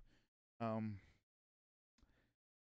but I seriously think that he's cherry picking quotes that have no relevance to what is going on. I mean, obviously, we know there is evidence out there that the United States doesn't necessarily lead in certain fields like science and biology and other sort of stuff. It's inevitable. I mean, literally, some of the best scientists in the world are not even from the United States. I mean, we have Richard Dawkins, who's um, a biologist who is in England. We've had, what was it? Oh my God. Stephen Hawking's, who of course was from England. And not to mention this, historically, England's had more than the US has ever had. And literally, like historically, as far as innovation wise goes, from a historical perspective and from a philosophical perspective, as far as things are, um, England has always been ahead of the United States. I mean, literally, England was where uh, what's his name? The guy who competed with Tesla was at. England is where actually I should say Europe as a whole, because Tesla was from Europe and Marx was from Europe, and you know, what's the name? The guy who invented the light bulb was from Britain, and you know, basically half of the inventions that were made here in the United States, their founders were in Europe.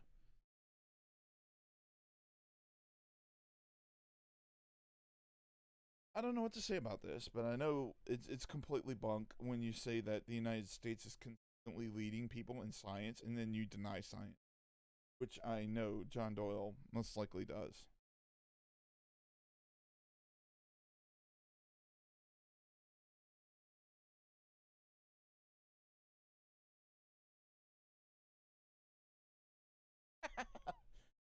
Oh my god.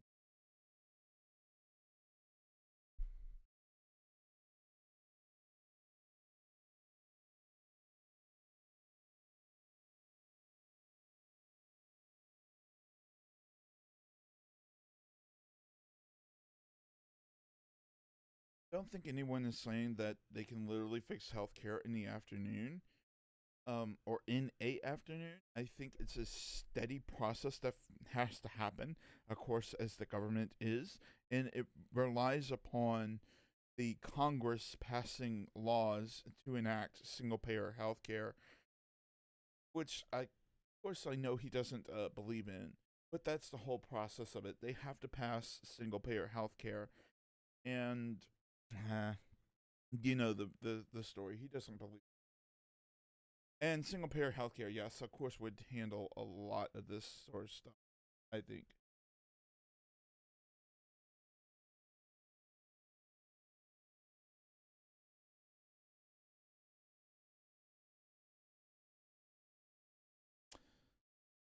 I have to stop him there. You do know that a lot of the right doesn't believe in actual history. You do know that the right actually believes in complete falsehoods and stuff that's been completely made up for over 200 years, or 100 years, I meant to say. I mean, literally, there are people down here in the South that believe that they are of of um of how should I say Confederate soldiers and stuff, and that taking away Confederate things is how should I say inherently destroying the history, and when it's not really doing so, considering the fact that the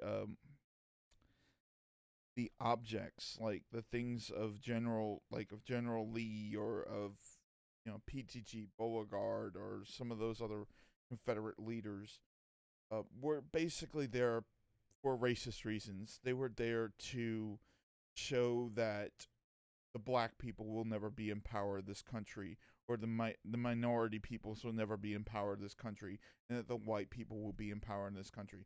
That was the main reason why they were put there, and people do not recognize that entire historical issue. No, they completely rewrite that whole entire history and then say, "Oh, it was there because my grandfather fought in the war."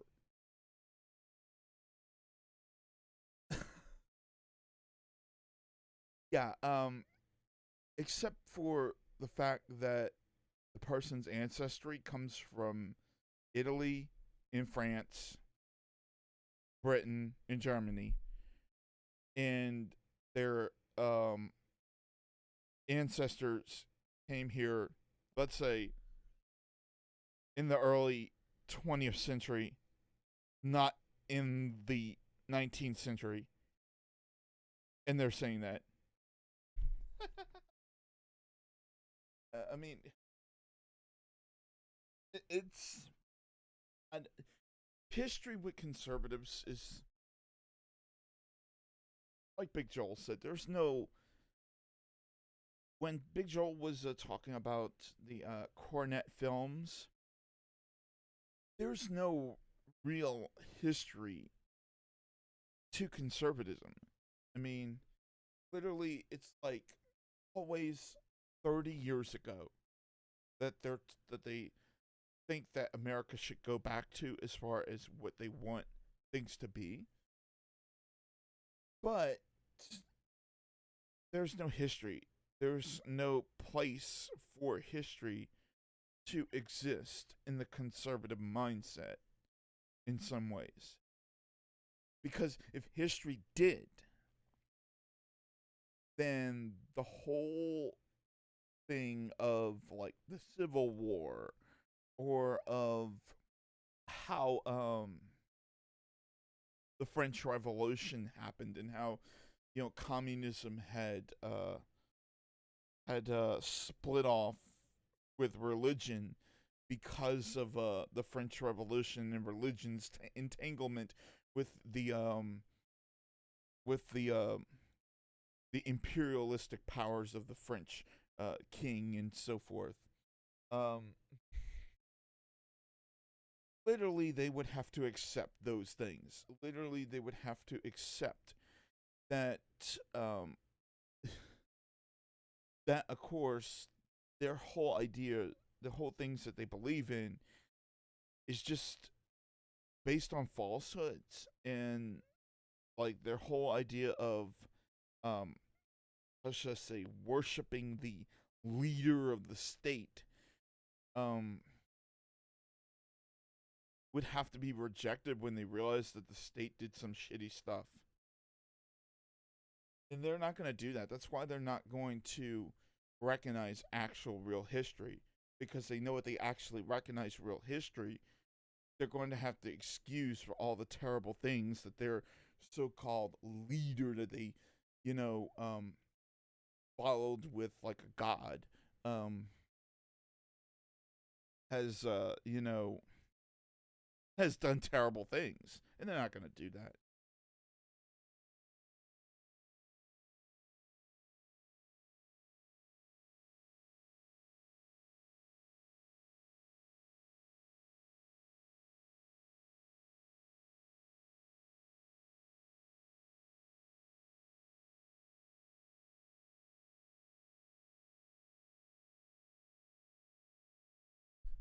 I don't hear him talking about history. I hear him talking about, what he perceives that um the state may do with taking away guns and stuff, but I don't hear him talking about history.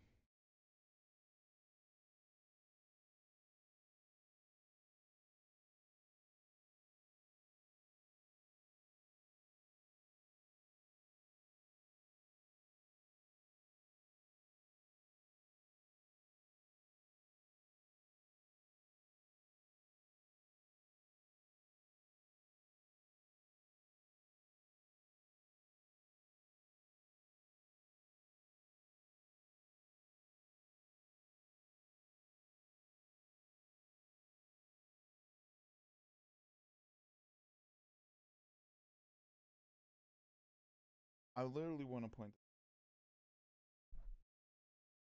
You see, there is elements where police have violated the Constitution consistently, and I will admit I don't know the exact things of the Boston Massacre too much, even though it's within my own country, part of my country's. Um, the thing is, police have been used to brutally hurt people, and I have to go through this again because I think he said he denied. I think he denies the fact that police brutally hurt people.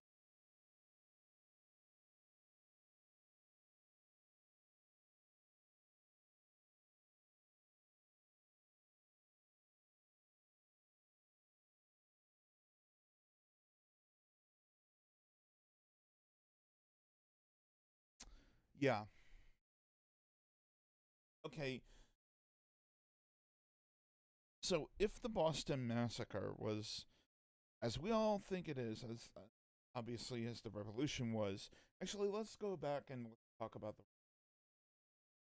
They're right in saying, should the people of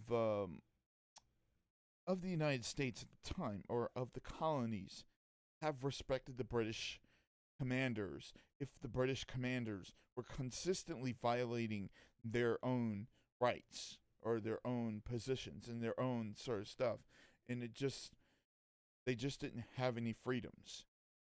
Uh, I'm gonna give you this thing. Here's the deal. Okay, it's basically a red herring, or actually non sequitur, because literally it's about the conclusion. So the thing is that and it's an false equivalence because it's talking about the British government and, of course, U.S. police force. Now, thing is, yes, I said it before. Police can have consistently violated the Constitution. It's fucking happened. The British government has also done the similar things, violating Constitution of Britain, or violating the rights of British people. But the thing is that you can't equate British military of the not 18th century, I meant to say, with the United States Police Department of today. It's just not something that you can equate to because they're two totally different things. They're two totally different elements of law enforcement from two totally different countries. Actually, no, one is not even law enforcement. One is military. The other is law enforcement. And the thing is that the thing is that yes, of course, you have to say, were the people were part of the who were part of the United States now, who were the founding fathers of the United States, they had if they had the right to go against Britain, and you're saying that, well, people don't have the right to go against the police. I'm sorry, but that's a special pleading fallacy. When you say that they had the right to go against Britain because Britain was another whatever, blah blah blah blah blah, and then you're saying that people don't have the right to go against the police, that is special pleading.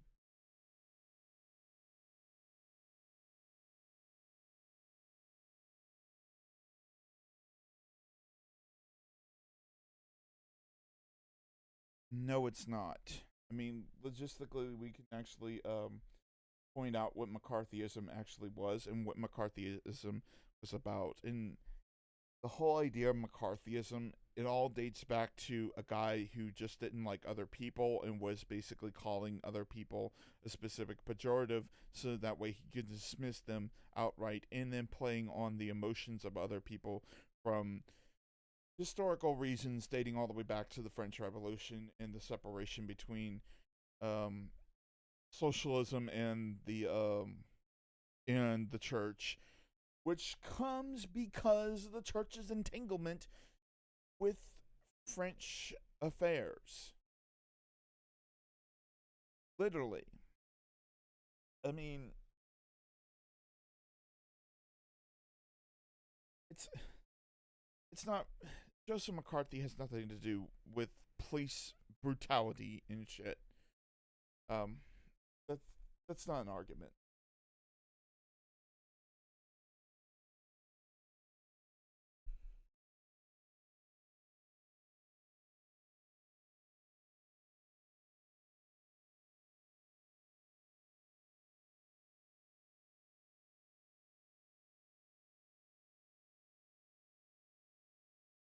I'd like to note that a lot of America's innovation happened during the period called the Cold War. Now, some of it, yes, of course, it happened because of the New Deal. Give it that the New Deal was a big part of it. But again, if you're talking about military development and other sort of stuff, America was actually like trying to compete against in another opposing state, and there was literally elements where the United States was saying in propaganda that Russia was going to make the moon red, or this and this and this if we don't go to the moon, and that this whole other 9 yard stuff. Obviously, it's just propaganda. The real issue was, of course, could say it was hatred against communism, etc. But the other thing was that there was also a fear that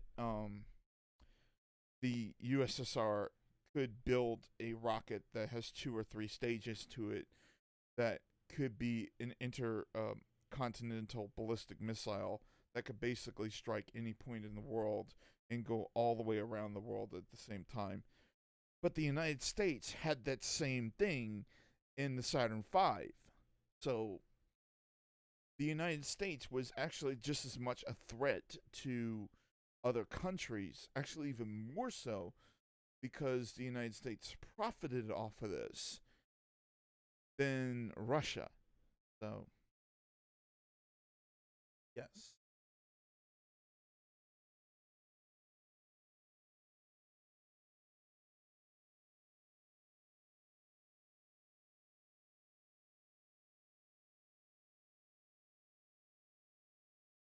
So, wait, you're not going to.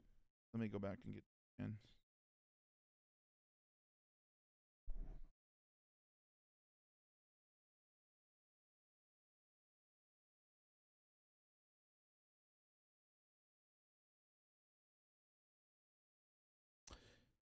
Okay, so you're not going to apologize for removing Indians off their own, or Native Americans, excuse me. I'm sorry, I didn't mean to say that. You're not going to apologize for removing Indians off of their native lands. Native Americans.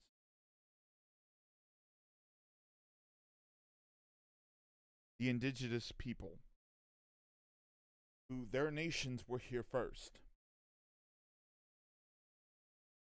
You're not going to apologize for their removal. I'm sorry, man, but the United States does need to apologize to those people and does need to recognize their history and does need to recognize their the truth about these people. And I will state this, that those people who pushed the Sioux tribe and or whatever tribe it was in Georgia off to Oklahoma and or other tribes in other areas on the eastern seaboard out to the west, they need to the United States needs to say they're sorry for it and needs to put up better stuff for Native Americans and indigenous people of this continent. And this is why I think that the statue of Andrew Jackson needs to be removed from in front of let's just say the St. Louis Cathedral in New Orleans, as well as other statues of Andrew Jackson from around the United States, including with the statues of the Confederacy, because the Confederacy did shit that was even worse or just as bad.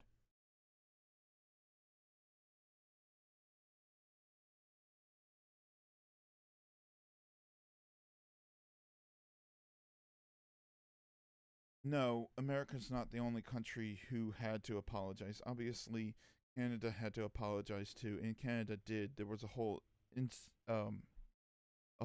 thing about Canada's apology, to the Native American people, because it wasn't just the United States that had done I guess you could say Native American genocide, but Canada did it too.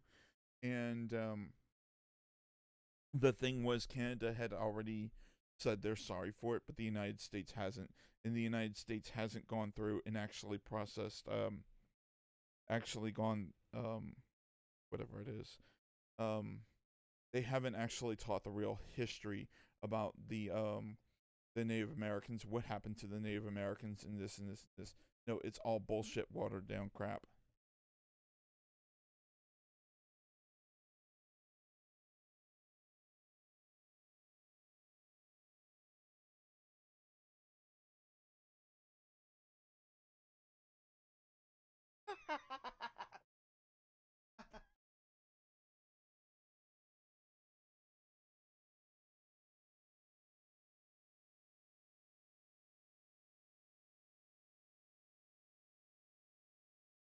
Okay, everyone's done it, so the United States doesn't have to say they're sorry.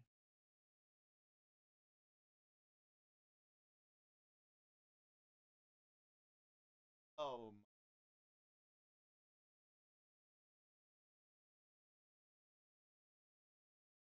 that is a dumbass argument.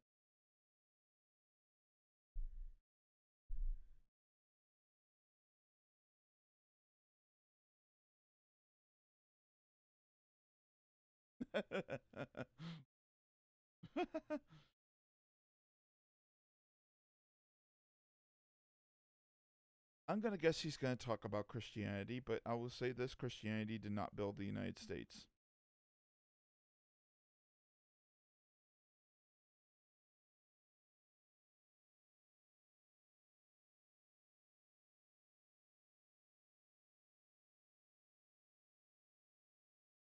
But what about those people who can't work? Can you ask that? Can you answer that, John? Please go on about Alexandria Ocasio Cortez, about how much you think Alexandria Ocasio Cortez is the antithesis of what you are. Actually, yes, in a way she is. But, however, she is following the American values that were established by the founding fathers. You, on the other hand, are not.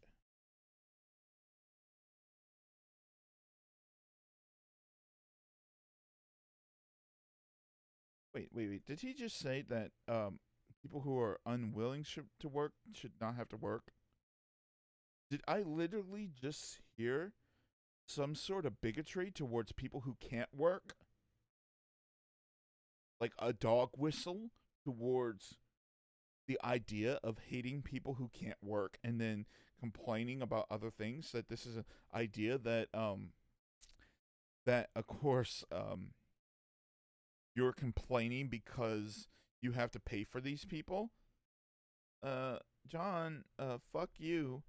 Okay? Literally, if you're going to say that if you're going to say that, let's go back and rehash it so that way we can get what he actually said.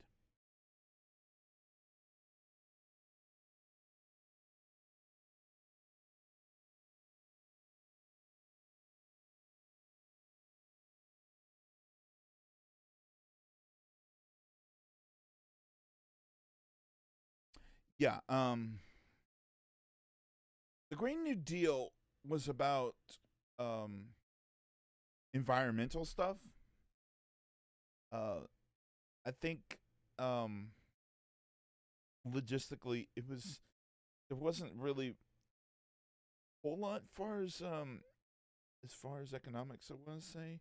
I think it was an economic issue with environmentalism, or was an economic look to environmentalism. But the reality was, Green New Deal is more about environmentalism than it is about economics, and it's about putting people to work on environmental sort of projects and environmental sort of areas instead of doing this. And in case it might be the moving off of fossil fuels and moving towards more green energy and so forth.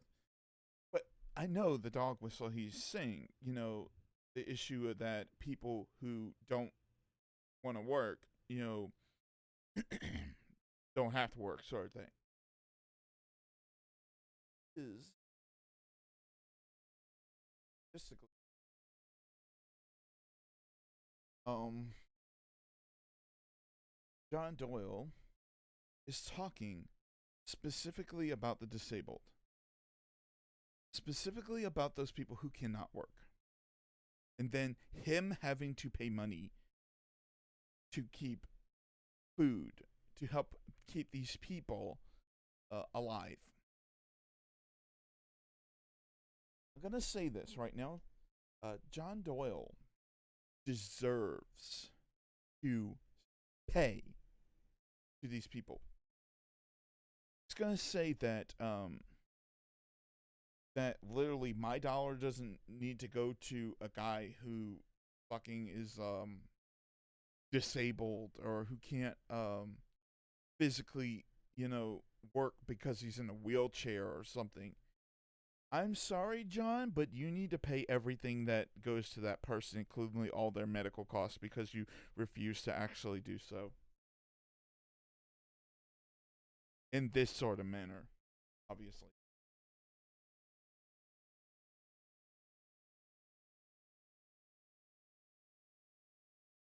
Okay, I think he's talking about an instance, the border, and that he believes that people from other countries should not be able to come into the United States, even if they're fucking legal um, immigrants. Yeah, that that's not a good. That's terrible, dude. I mean, I logistically think that, or literally think that the United States should be unionized with Mexico and Canada and of course the Caribbean countries, and that people who are part of this union should be able to go in between each and every single one of those countries without a passport, without a visa, without anything, and there should be no wall. However, there should be some ramifications to actually entering the union.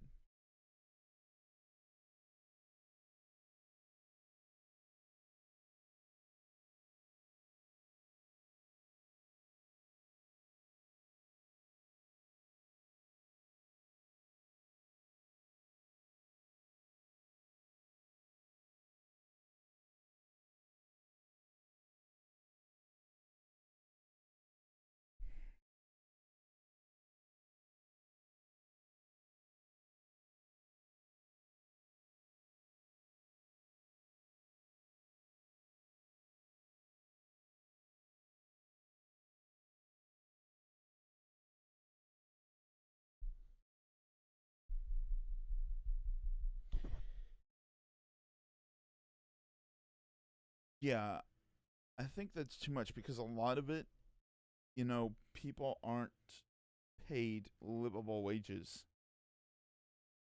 And yet he's promoting this idea as if it's a good thing that people are working more for absolutely shit.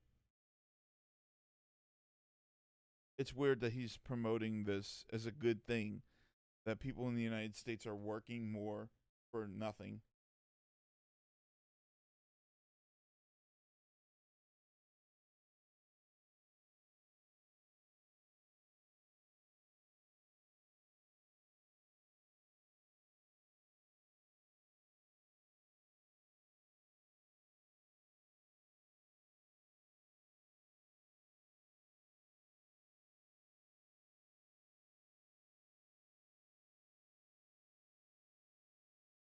No,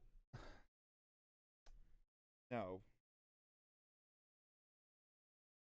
First off, God has nothing to do with the fucking the United States. Yahweh was not a part of the establishment of this country. Okay. Second off, oh shoot, I had to go back to what you said because I forgot. But there is something second off too.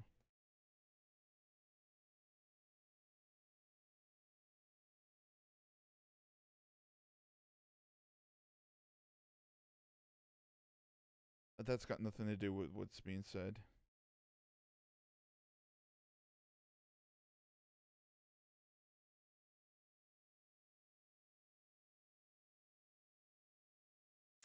See, that's the problem. Why don't we have a duty to our workers? Why don't we have a duty to protecting our workers from fucking shithead bosses who just will fire you for practically no reason whatsoever? Why is it that in the United States you can get fired for going to the doctor's office? Yes, that literally happened to me. Like I went to it's a short little story. I went to I was hospitalized in the mental ward of my hospital for mental problems at one time. And I was working at the time. And then when I came back, I thought I was ready. I thought I was this and whatever. And you know what happened? I got fired because I had a mental problem or I wasn't physically ready to come back.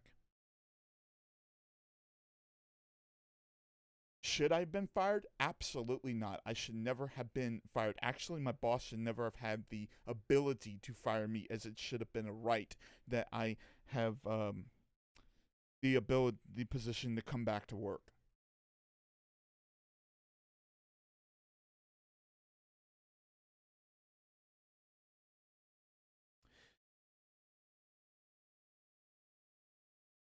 I don't think he actually loves his country or loves anything to do with his country because legitimately he wouldn't be posting stuff about the Nazi stuff over here. Um, on he wouldn't have any of this shit up here. If he actually loved his country.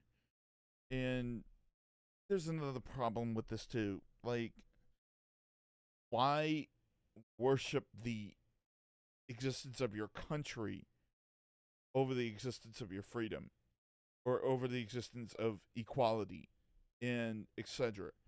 Like, there's a thing where the country should not be a entity that is worshipped, and that's logistically true.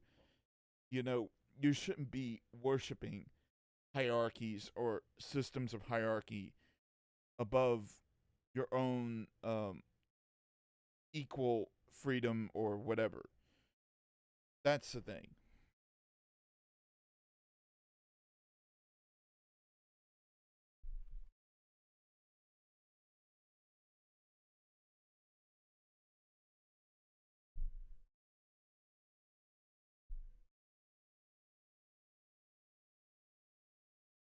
Oh, and I wanted to say one more thing. Worshipping the worshiping the United States as a thing is un-American. It's unconstitutional. It's not something that the founding fathers ever wanted.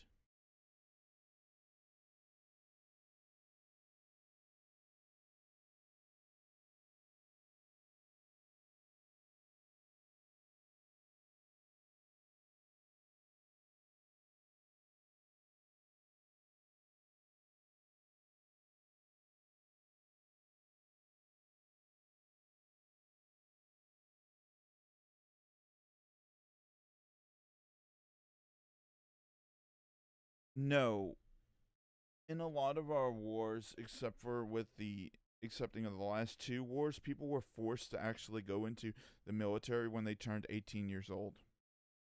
They were forced to fight for the imperialistic power, whatever, for the United States. It had nothing to do with they chose to do so. They were forced to put in that position. And this is a bullshit argument.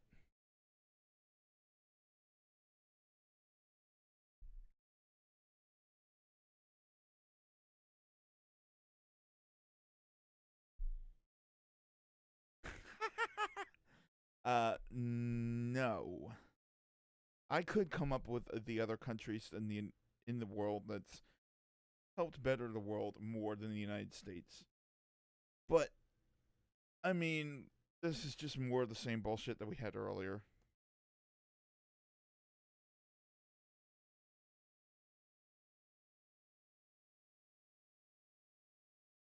Oh. And he's gonna show the guy eating all kinds of fucking pizza and shit, and then say, "Oh yeah, that's a good thing."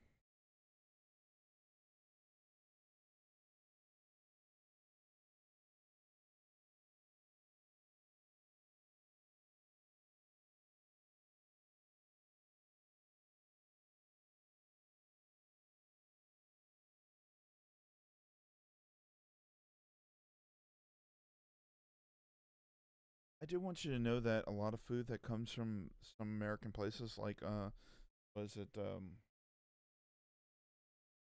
those chain businesses like Buffalo Wild Wings is all frozen food, or Fridays is all frozen food, stuff like that.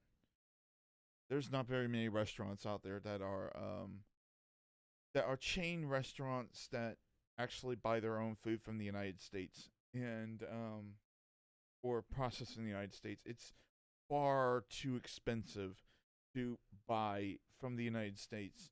So they will outsource and then buy from other countries around the world that produce the same food for cheaper quality. Not to mention this, um, the other the other thing is the places that sell local food end up being astronomically expensive. You can come down here to New Orleans and you can see that the places that sell local food down here in New Orleans, food that was made here in New Orleans or that was um, harvested here in New Orleans, is more expensive than food from other countries and stuff. Even when it's American food, whatever. A lot of the American food that you buy at McDonald's is processed somewhere else, is possibly outsourced, and it's all frozen meat patties and whatever have you from another place. In some cases, a lot of your foods, basically like half of the grocery store, is you know, from either Mexico or from some other place somewhere else in the world. And I can tell you this: there's hardly anything in that grocery store that comes from the United States. Hate to say it to you.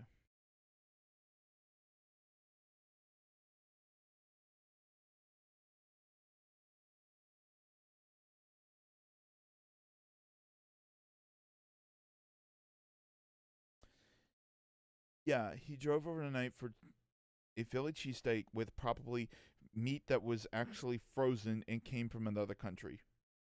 I guarantee you that. And cheese that was made from another country, as well as bread.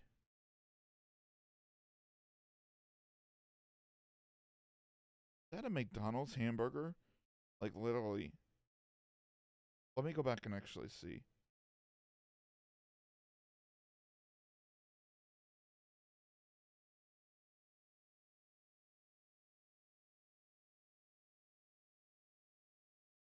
Oh, no, the fries aren't. Yeah, that's not McDonald's hamburger. But I guarantee this is probably made someplace else.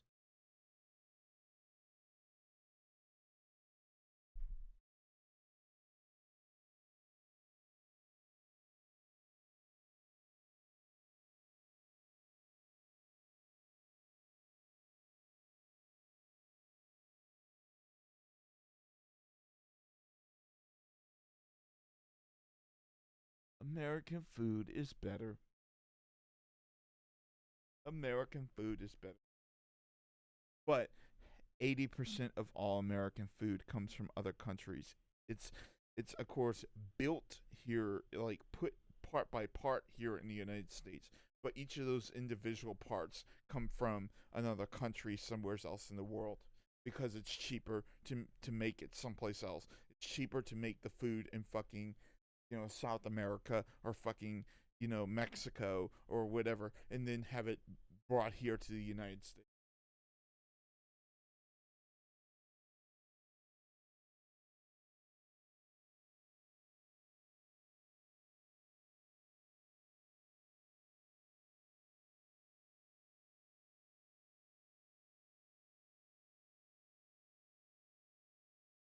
Oh wow, is he going to show some like commercial about bathwater? Like, he's going into commercialism. Dude, I don't know what to say.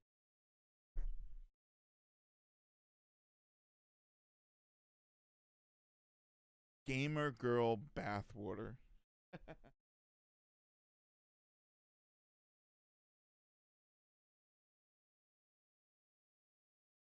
I literally want to say that that is completely and utterly wrong. Our destiny is controlled in some way by the corporate entities that run this country. That's very much how it is. You can look at this, you know, very little of Congress is controlled by the people, and it's only the people like Alexandria Ocasio Cortez who, who are in some cases controlled by the people. Everybody else is like bought and paid for. Like everybody else is, bought by the oil industry, bought by the, whatever. And the idea is that they push this narrative so they can push pseudoscience, so they can push false ideas, so that way they can keep their business and they can keep raking in the dollars and they can keep sucking money from you. That's their whole process, is to literally own you, so that way there is that way you're in constant debt to these massive corporate entities and so forth. So that way you're enslaved to the debt, to the corporate entities and so forth.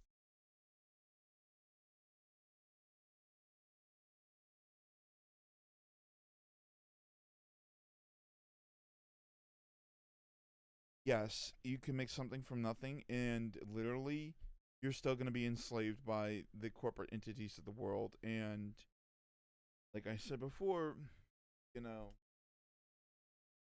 really not making you're not making it for free. Basically, I'll tell you that. And you're literally making things in a way. The elements and the things that you're making are in some way benefiting the corporate interest because you're buying into them. You're literally a slave to your debt and to your money that you're spending to them.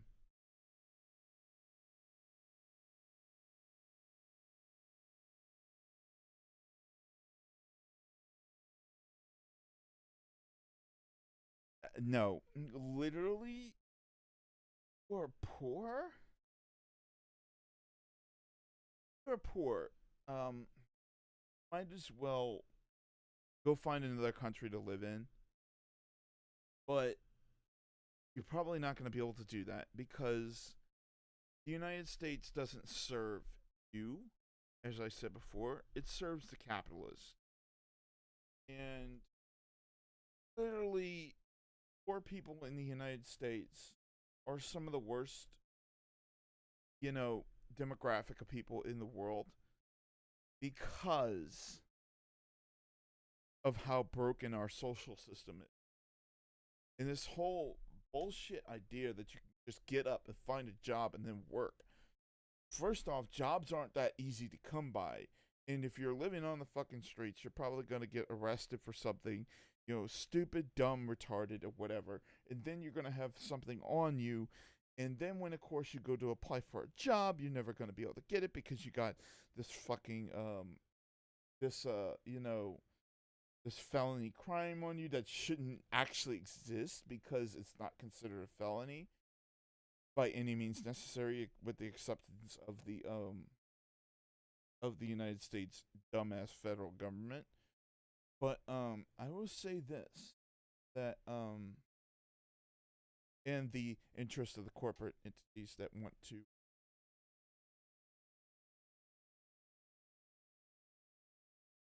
the interest of the corporate entities that want to, basically control you and so forth.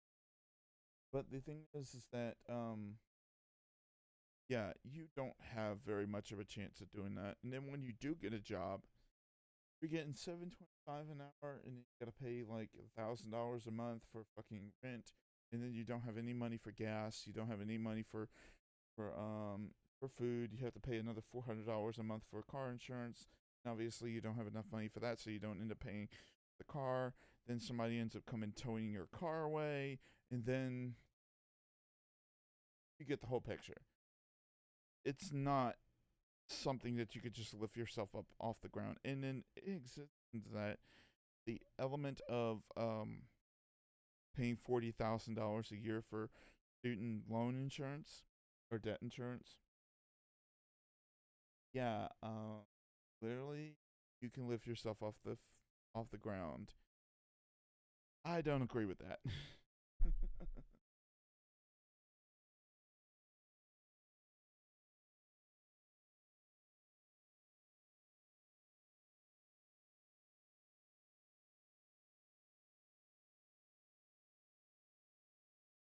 I want to say this, that there's a lot of people that, like I said before, they go broke. They end up on the street. They realize that they're $40,000 in debt. They realize that, one fucking thing, healthcare, and they have to spend, like, they won't be able to afford a house or something like that.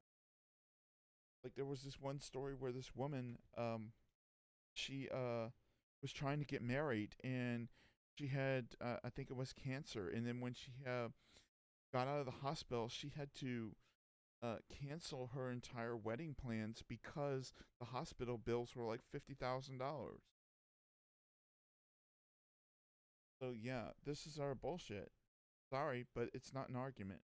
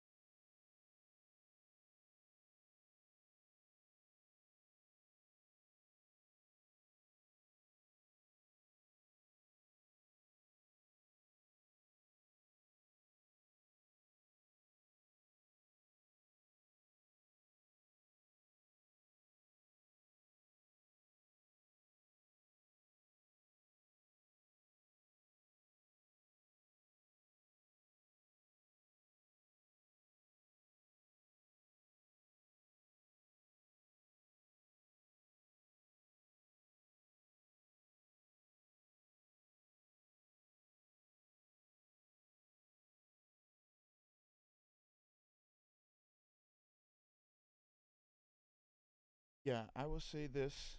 The word he should say after this is that it's basically impossible to actually do the things that he just said.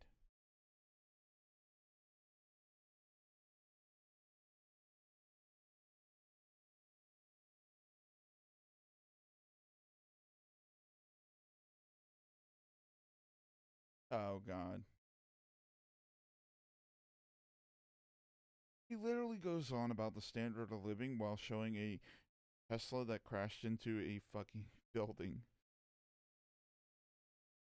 That's oh god.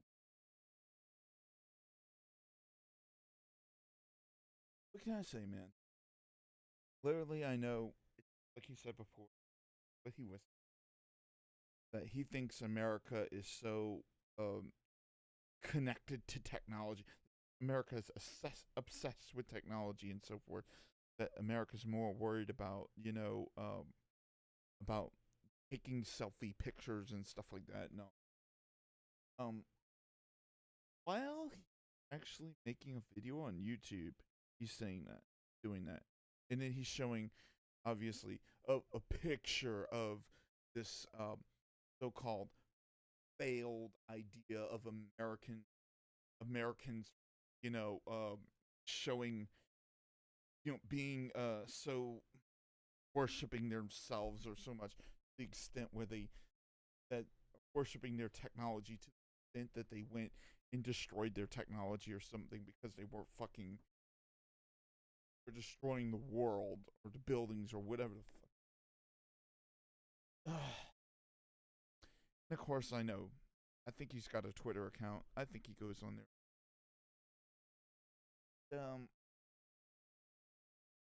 Really, really stupid argument. There are literally people who buy Tesla all the fuck and drive around. Say this that those are just average people.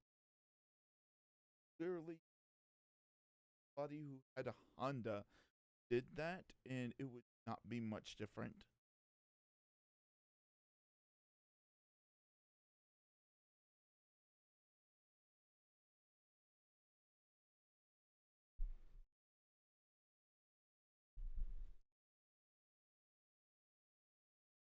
Mm.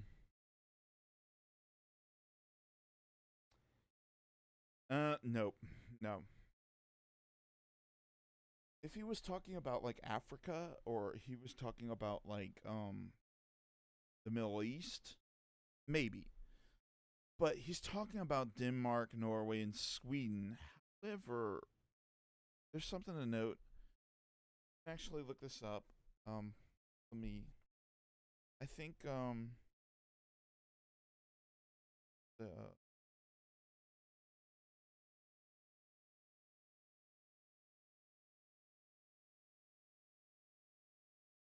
I think Norway and Sweden have a system to where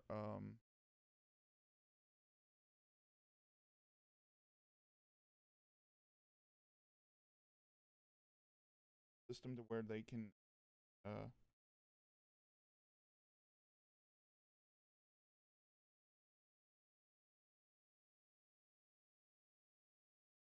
where people who are poor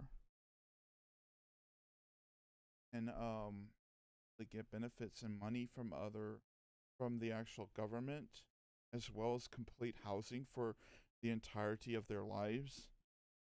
Um,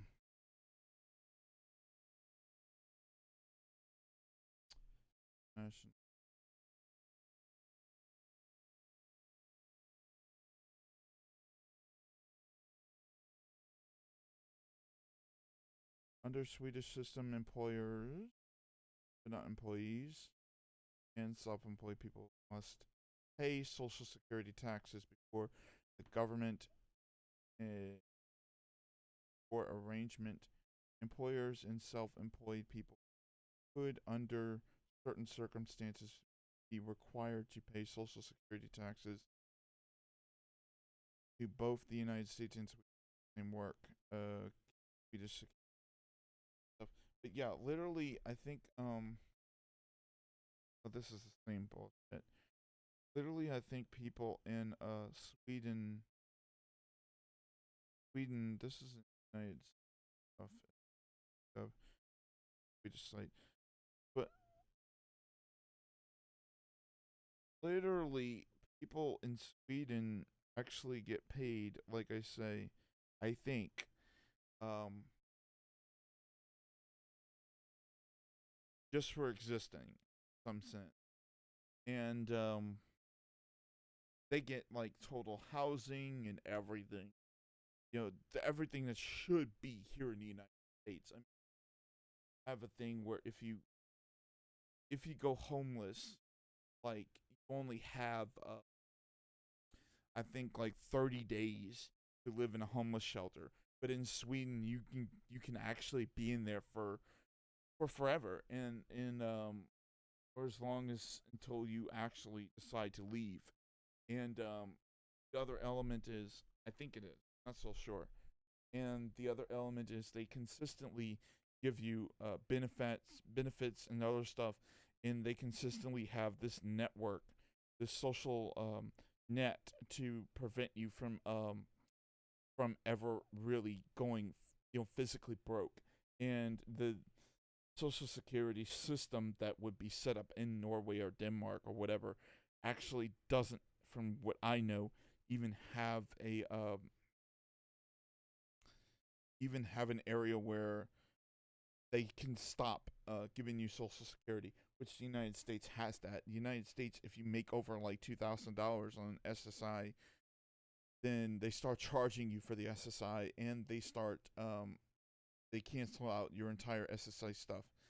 So, but in Sweden and Denmark and Norway, I don't think that even exists. I don't think there is a cap on how much money you could make from the government, as far as government, whatever, for being broke or whatever, being disabled, being broke, being poor, being without a place to live, and so forth.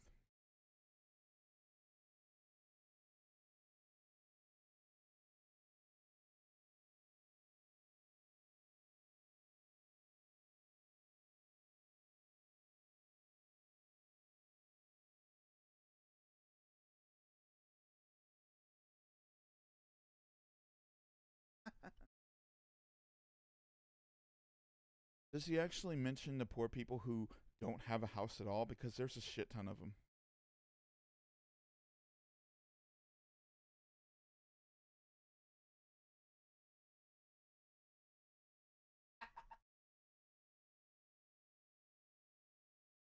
Okay, the only reason why he is saying this is because he does not want to have to pay to these people. That's the only reason why we have this going on. He does not want a social security system at all. That's the only thing that I can um, derive from this argument that he's actually pulling.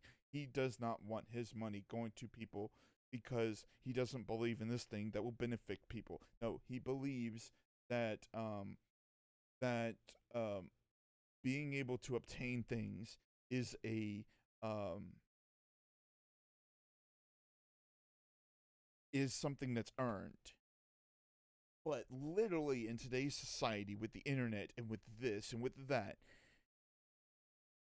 this is starting to become something that's a necessitative right.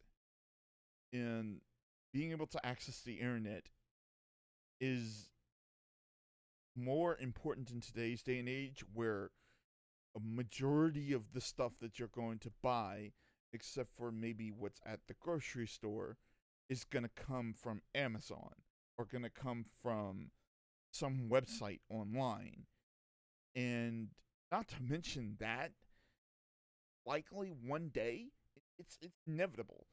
It's likely one day you're not going to be able to buy this stuff at the grocery store without buying it through the internet.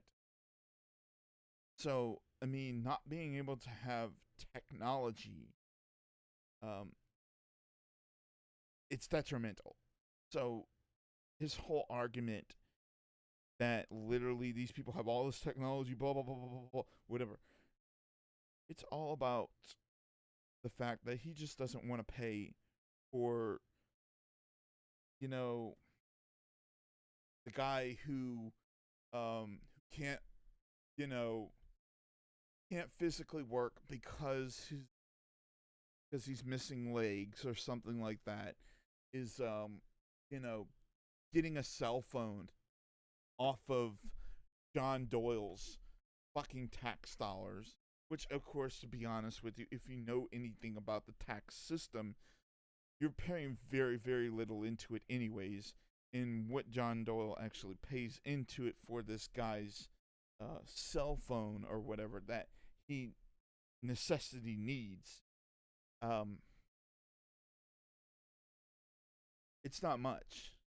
I mean, literally, if the system was correct, the guy who owns Microsoft, whatever, would be paying in almost nearly 95% of his money into this system, and John Doyle would basically be paying in, maybe like 6 or 7%, or even less than that. And then John Doyle would still be complaining about it because the guy who's the owner of Microsoft has to pay fucking 95% of his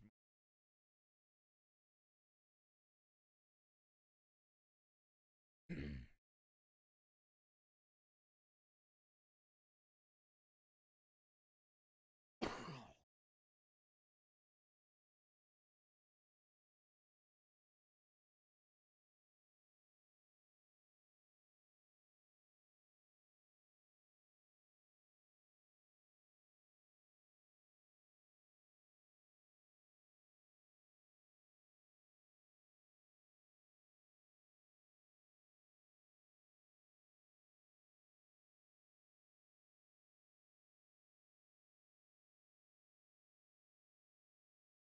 Yeah, well, let's also look at this too. Rich Americans have access to technology that, of course, poor people don't today, and that, of course, would have been um, consistently impossible to achieve. Rich Americans can get uh, really extremely advanced artificial intelligence stuff, and of course, poor Americans can't.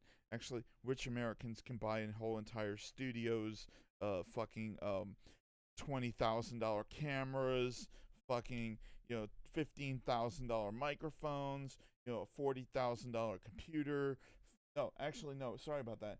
$8 million computer, and they can literally buy all kinds of other shit that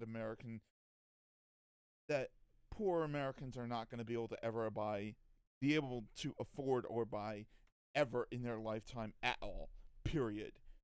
I mean, it's that way. Logistically, you're not going to be able to if you're in the proletariat, the lower class. There is no physical way. I mean, you're going to be able to afford a a fucking D wave quantum computer that's $10 million, and be able to do some of the stuff that some of the rich, wealthy, shitheads, elites of the world can actually do with that sort of stuff. You're not gonna ever be able to afford that in your entire life. That's it. So this argument that, oh well, we have cell phones that are about is better than what was on the Saturn V, and people can who are poor can buy that stuff now. Yeah, the reason why people can buy that stuff now is because we have microchips, and probably microchips, and then maybe even nanochips that are capable of running that sort of technology, or the sort of stuff that is the sort of capabilities that were on the Saturn V,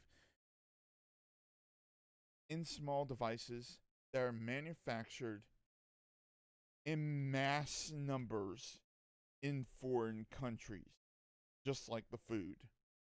It's all outsourced, all brought in from foreign places, and literally you're buying something that was manufactured for you know $20 or $30. You're paying about $1,000 for it, and not to mention that buying an iPhone straight up is ridiculous because the iPhones literally cost about $1,000. Yes, I will say this. I have an iPhone. This is an iPhone 6, but a new iPhone today is literally like almost 1,000. I can't afford it. Not to mention that, can I not afford it? The the only way I could have afforded it is no longer there. And the way that I say that is that way phones were made, um, the way people got phones in the past, as we all know, was you bought a contract with a company, and that company purchased your phone, purchased part of your phone or the majority of your phone for whatever, and then eventually you paid it back. Um, the problem is they don't have that contract anymore, and you have to pay in full the entire price of the phone. The reason why they don't have that contract anymore is because people complained about them overpricing the um, the services that were on there, and they were saying, "Oh, well, yeah, don't want to pay for the services, so we're gonna cut out the actual price that cut out the us paying for part of the phone and make you pay for the full phone and the services that you paid for before." Literally taking the best parts of the contract out and then making people pay for the worst parts, the parts that people wanted eliminated from the contract in the first place. Ridiculous.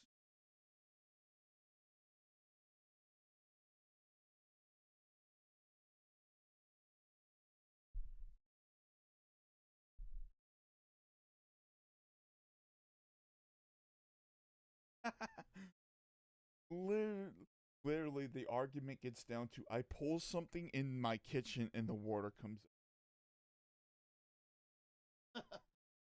I I go in the bathroom and I push a little button and the water comes down and through a toilet and flushes it. I go in the bathroom and I turn on a little knob and the water comes out of a faucet. I go outside and I turn a little knob and the water comes out of the fucking house. That's what this argument is getting down to. I mean, if you want to see this argument in reality, literally people also do that in Africa. People do that in China. People do that in Kazakhstan. People do that in Afghanistan. People do that in China. I said China before. Russia. People do that in Mexico. People do that in Brazil. It hasn't really changed the standard of living, really, to be honest with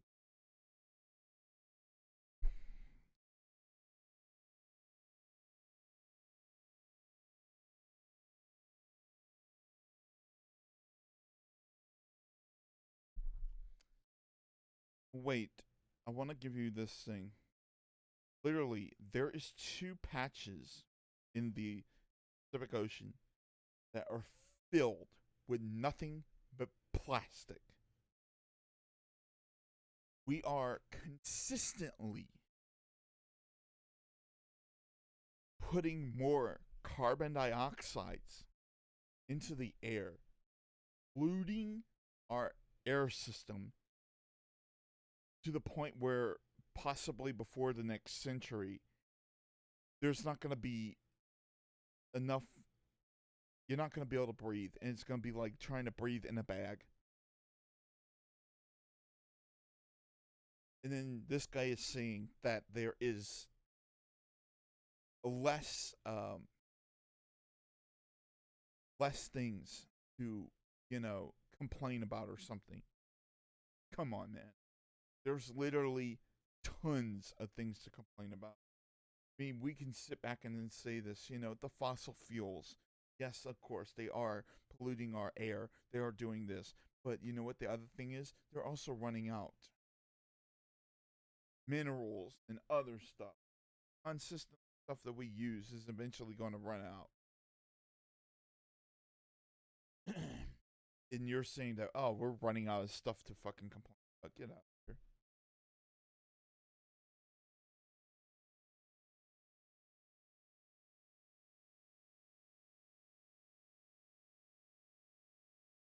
Yes, go stare at your sink while you live in a slum with literally poor, whatever, and there's no, clean sort of stuff.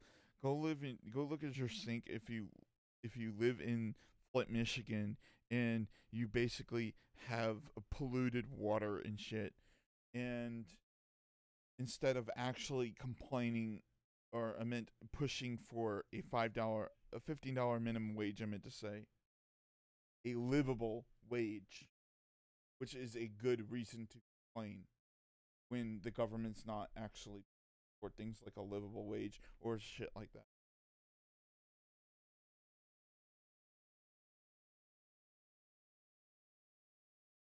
that. Yes, it is not necessarily to your living condition.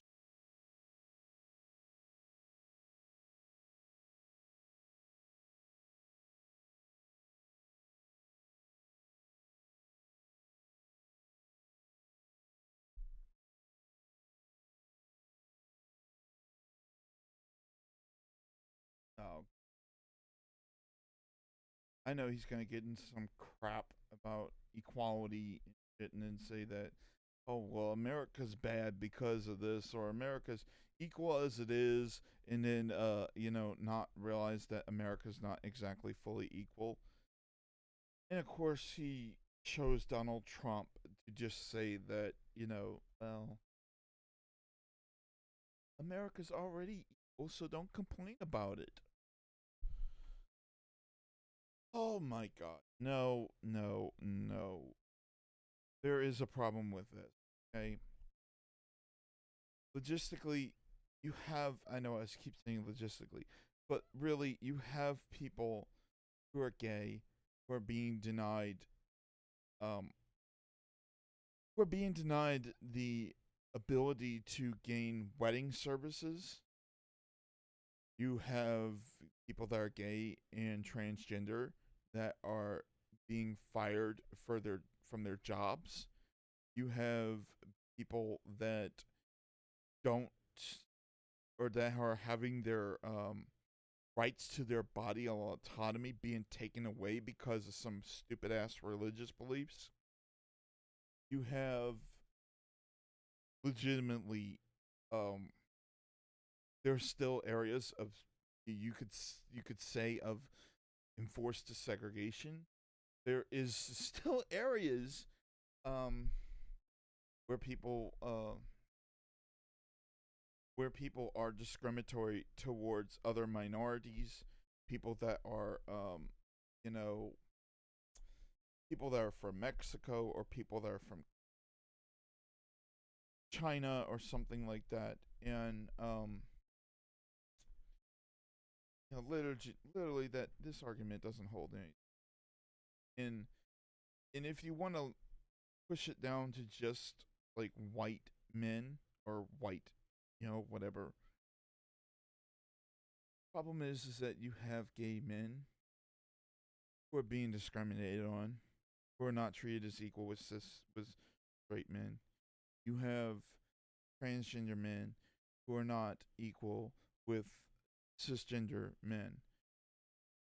In the case of because the system, there are places like my state, Louisiana, that doesn't even recognize these things like they should, and it's supposed to be unconstitutional, but of course, Constitution doesn't mean anything to people like this guy here, or people like the Republican Party. It just doesn't, none of that means anything to them.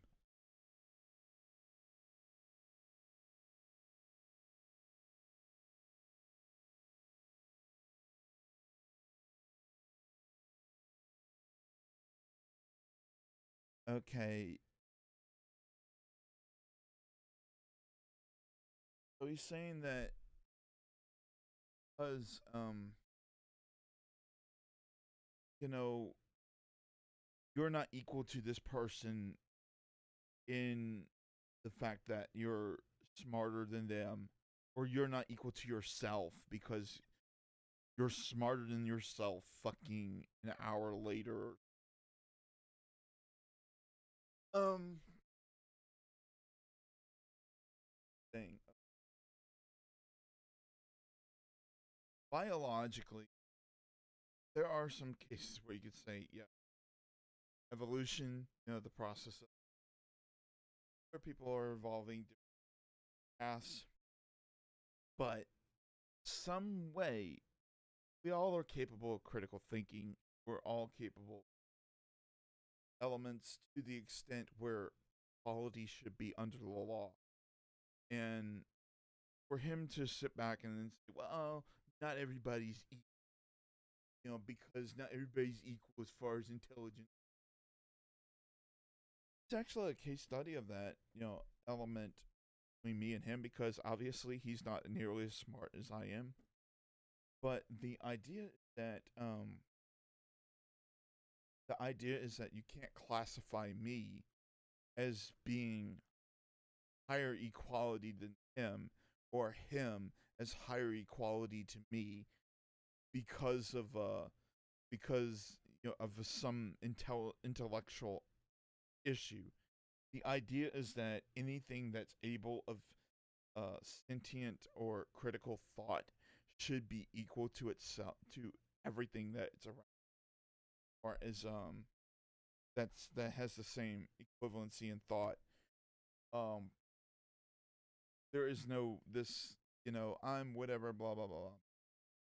It's our bullshit.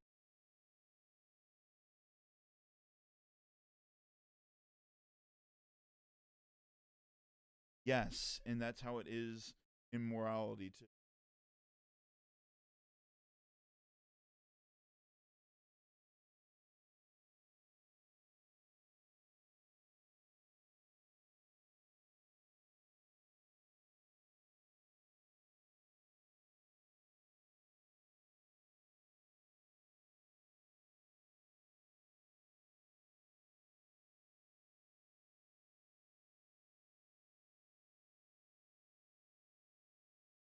I just said that everybody in this society has the ability to critically think. And if you have the ability to critically think, then people should be equal to you and you should be equal to them. That's period. That's the period point blank. If you got a problem with it, there's the fucking door. Go do it or go through it. I mean,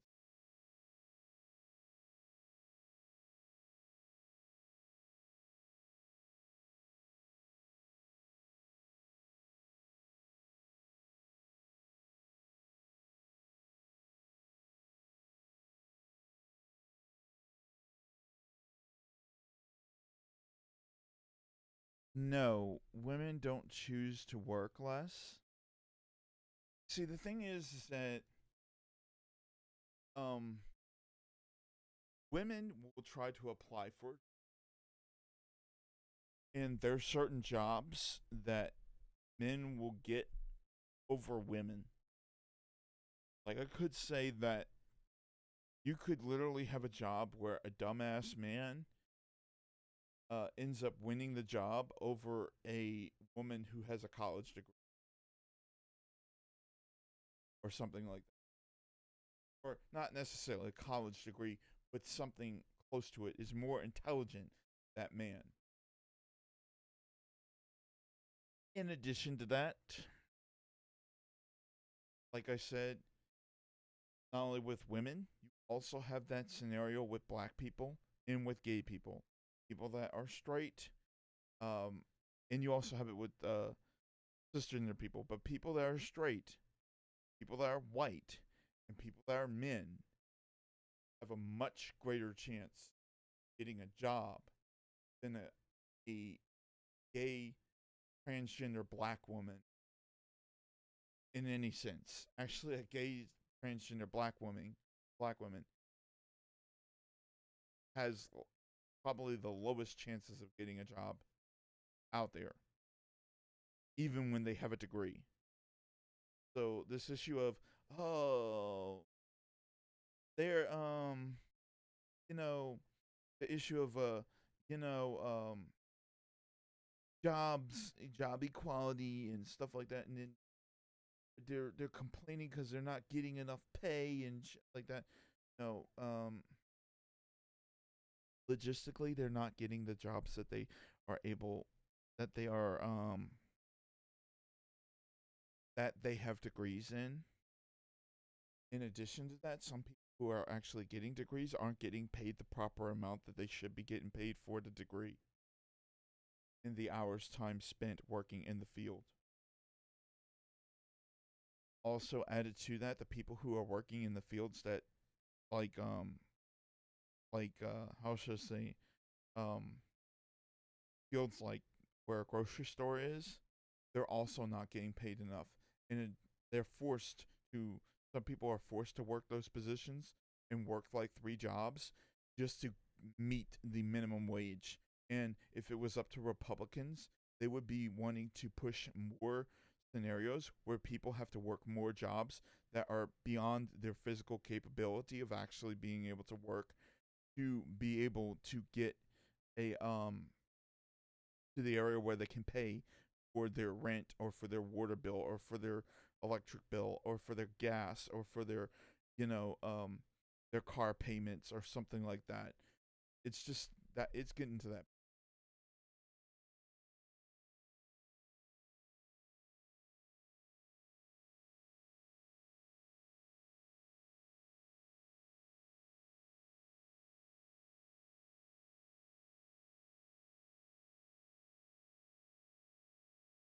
I want to stop this that say that everybody has what I said before critical thought, in a way, an ability to critically think. And just due to the fact that we have the ability to critically think, those things don't apply. Inequality is the thing that should be implied for everybody because of the ability to critically think.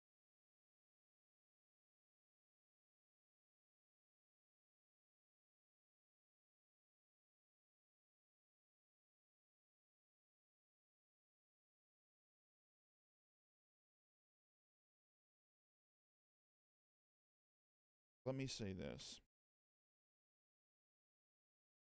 I know why he's saying it. I know bringing this whole argument up. And, you know, when people bring this up, when boomers bring this up, it's always, well, look at our successes today. Why are you complaining about whatever? But if you don't think about it, realize that these successes would never have been accomplished, didn't actually complain and try to push people towards developing these things. And at the same time, when these technologies were developed, this argument was also being used against other out of date technologies that were around at the time. So the thing is, like, if we want society to press forward and to have better stuff, then yes, we need to be out there actively trying to push and persuade people to develop this stuff, because literally, things like the corporations and stuff like that, their only interest is in money. It's only in making money. So when they have a device or a product that is making them money that they developed, they don't have any reason to develop past that point. That's why you see with like Apple and with some computer companies not developing past the points that they already are, and then the amount of developing that they do past the points that they have is not sufficient enough to say that it's fully developing society to where it should be developing. You have to notice this, that the big major technologies should be available to the population, but however corporations refuse to mass produce these products to the point where they can be available to everybody else, to where it would actually progress society. And they do this because, like I said, it's better to pay for it's better to develop like a $300 MacBook with a fucking $1,500 computer with the fucking $1,500 monitor, and then get like $2,000 from it, than it is to actually develop a computer that has the latest up to date, Intel, core processor, and the latest graphics cards and the latest stuff like that, and have like an 8K resolution screen on a fucking 13-inch monitor or a 13-inch thing, and then have it around, like $1,500, which Apple could do if they wanted to do it, but they don't want to do it because um, it's logistically not going to, it's not going to make them anything, but they could do it.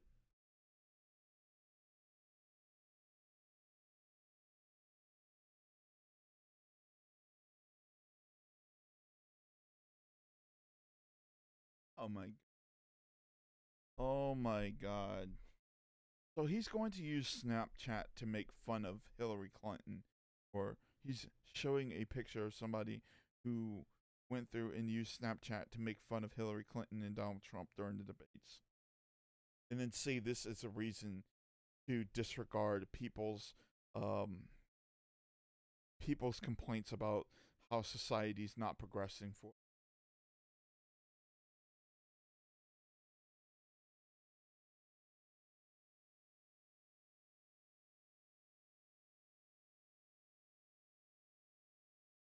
uh, every time we've done that, or every time that's been done, it's led to systems where, you know, where everything was basically on the verge of becoming like The Walking Dead, and you literally would have had nano states and other shit like that. And guess what? You still would have had fucking slavery. In fact, you would have had enforced slavery by the corporate entities that you didn't get rid of during the process of doing that.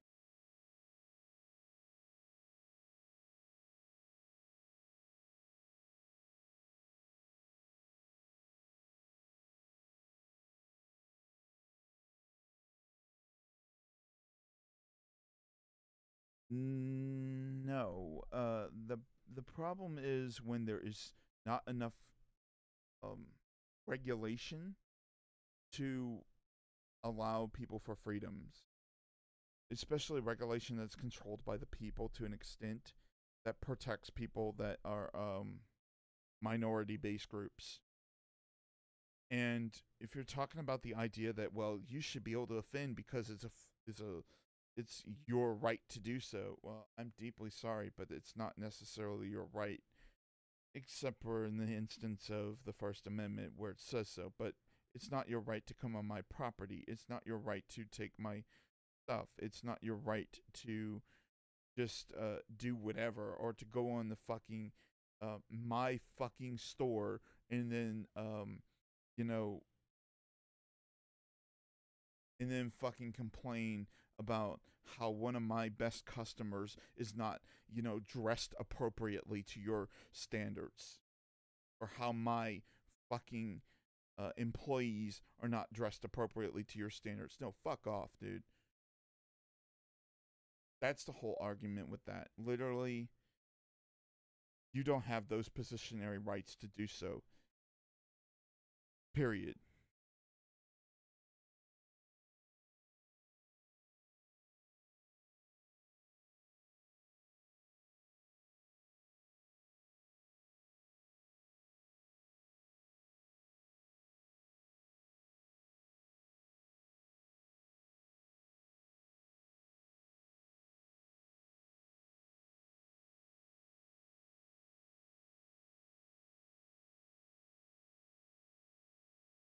IRS,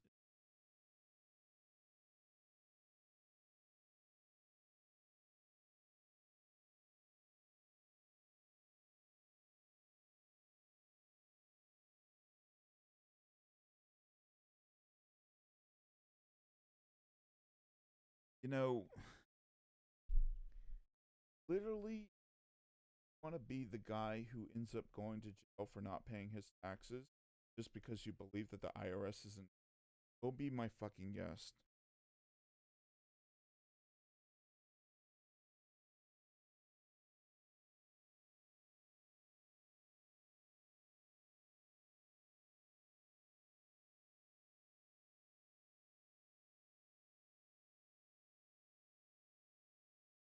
Uh, no. Abolishing income tax would not have helped society. It would have made it worse for society. In fact, the person, as I stated before, with other things, the person who pushes to abolish income tax should pay the most for income tax. That's how I would say it. They should be forced to pay the most for it because they wish for it to be abolished. And along with those who are the corporate entity, those should billionaires, and the other thing is billionaires should also be forced to pay capital gains tax that's also at 95% or higher. So, John Doyle is against the IRS. You know what? Why doesn't John Doyle, why isn't he wearing like a jumpsuit with fucking you know handcuffs on behind bars and all this stuff, if he's so against the IRS to where, you know he's following this idea of where the IRS is just, income tax is really, you know, how should I say, abridging people's liberties when it's really not. When, like, he only pays maybe less than 7% of the actual income tax itself.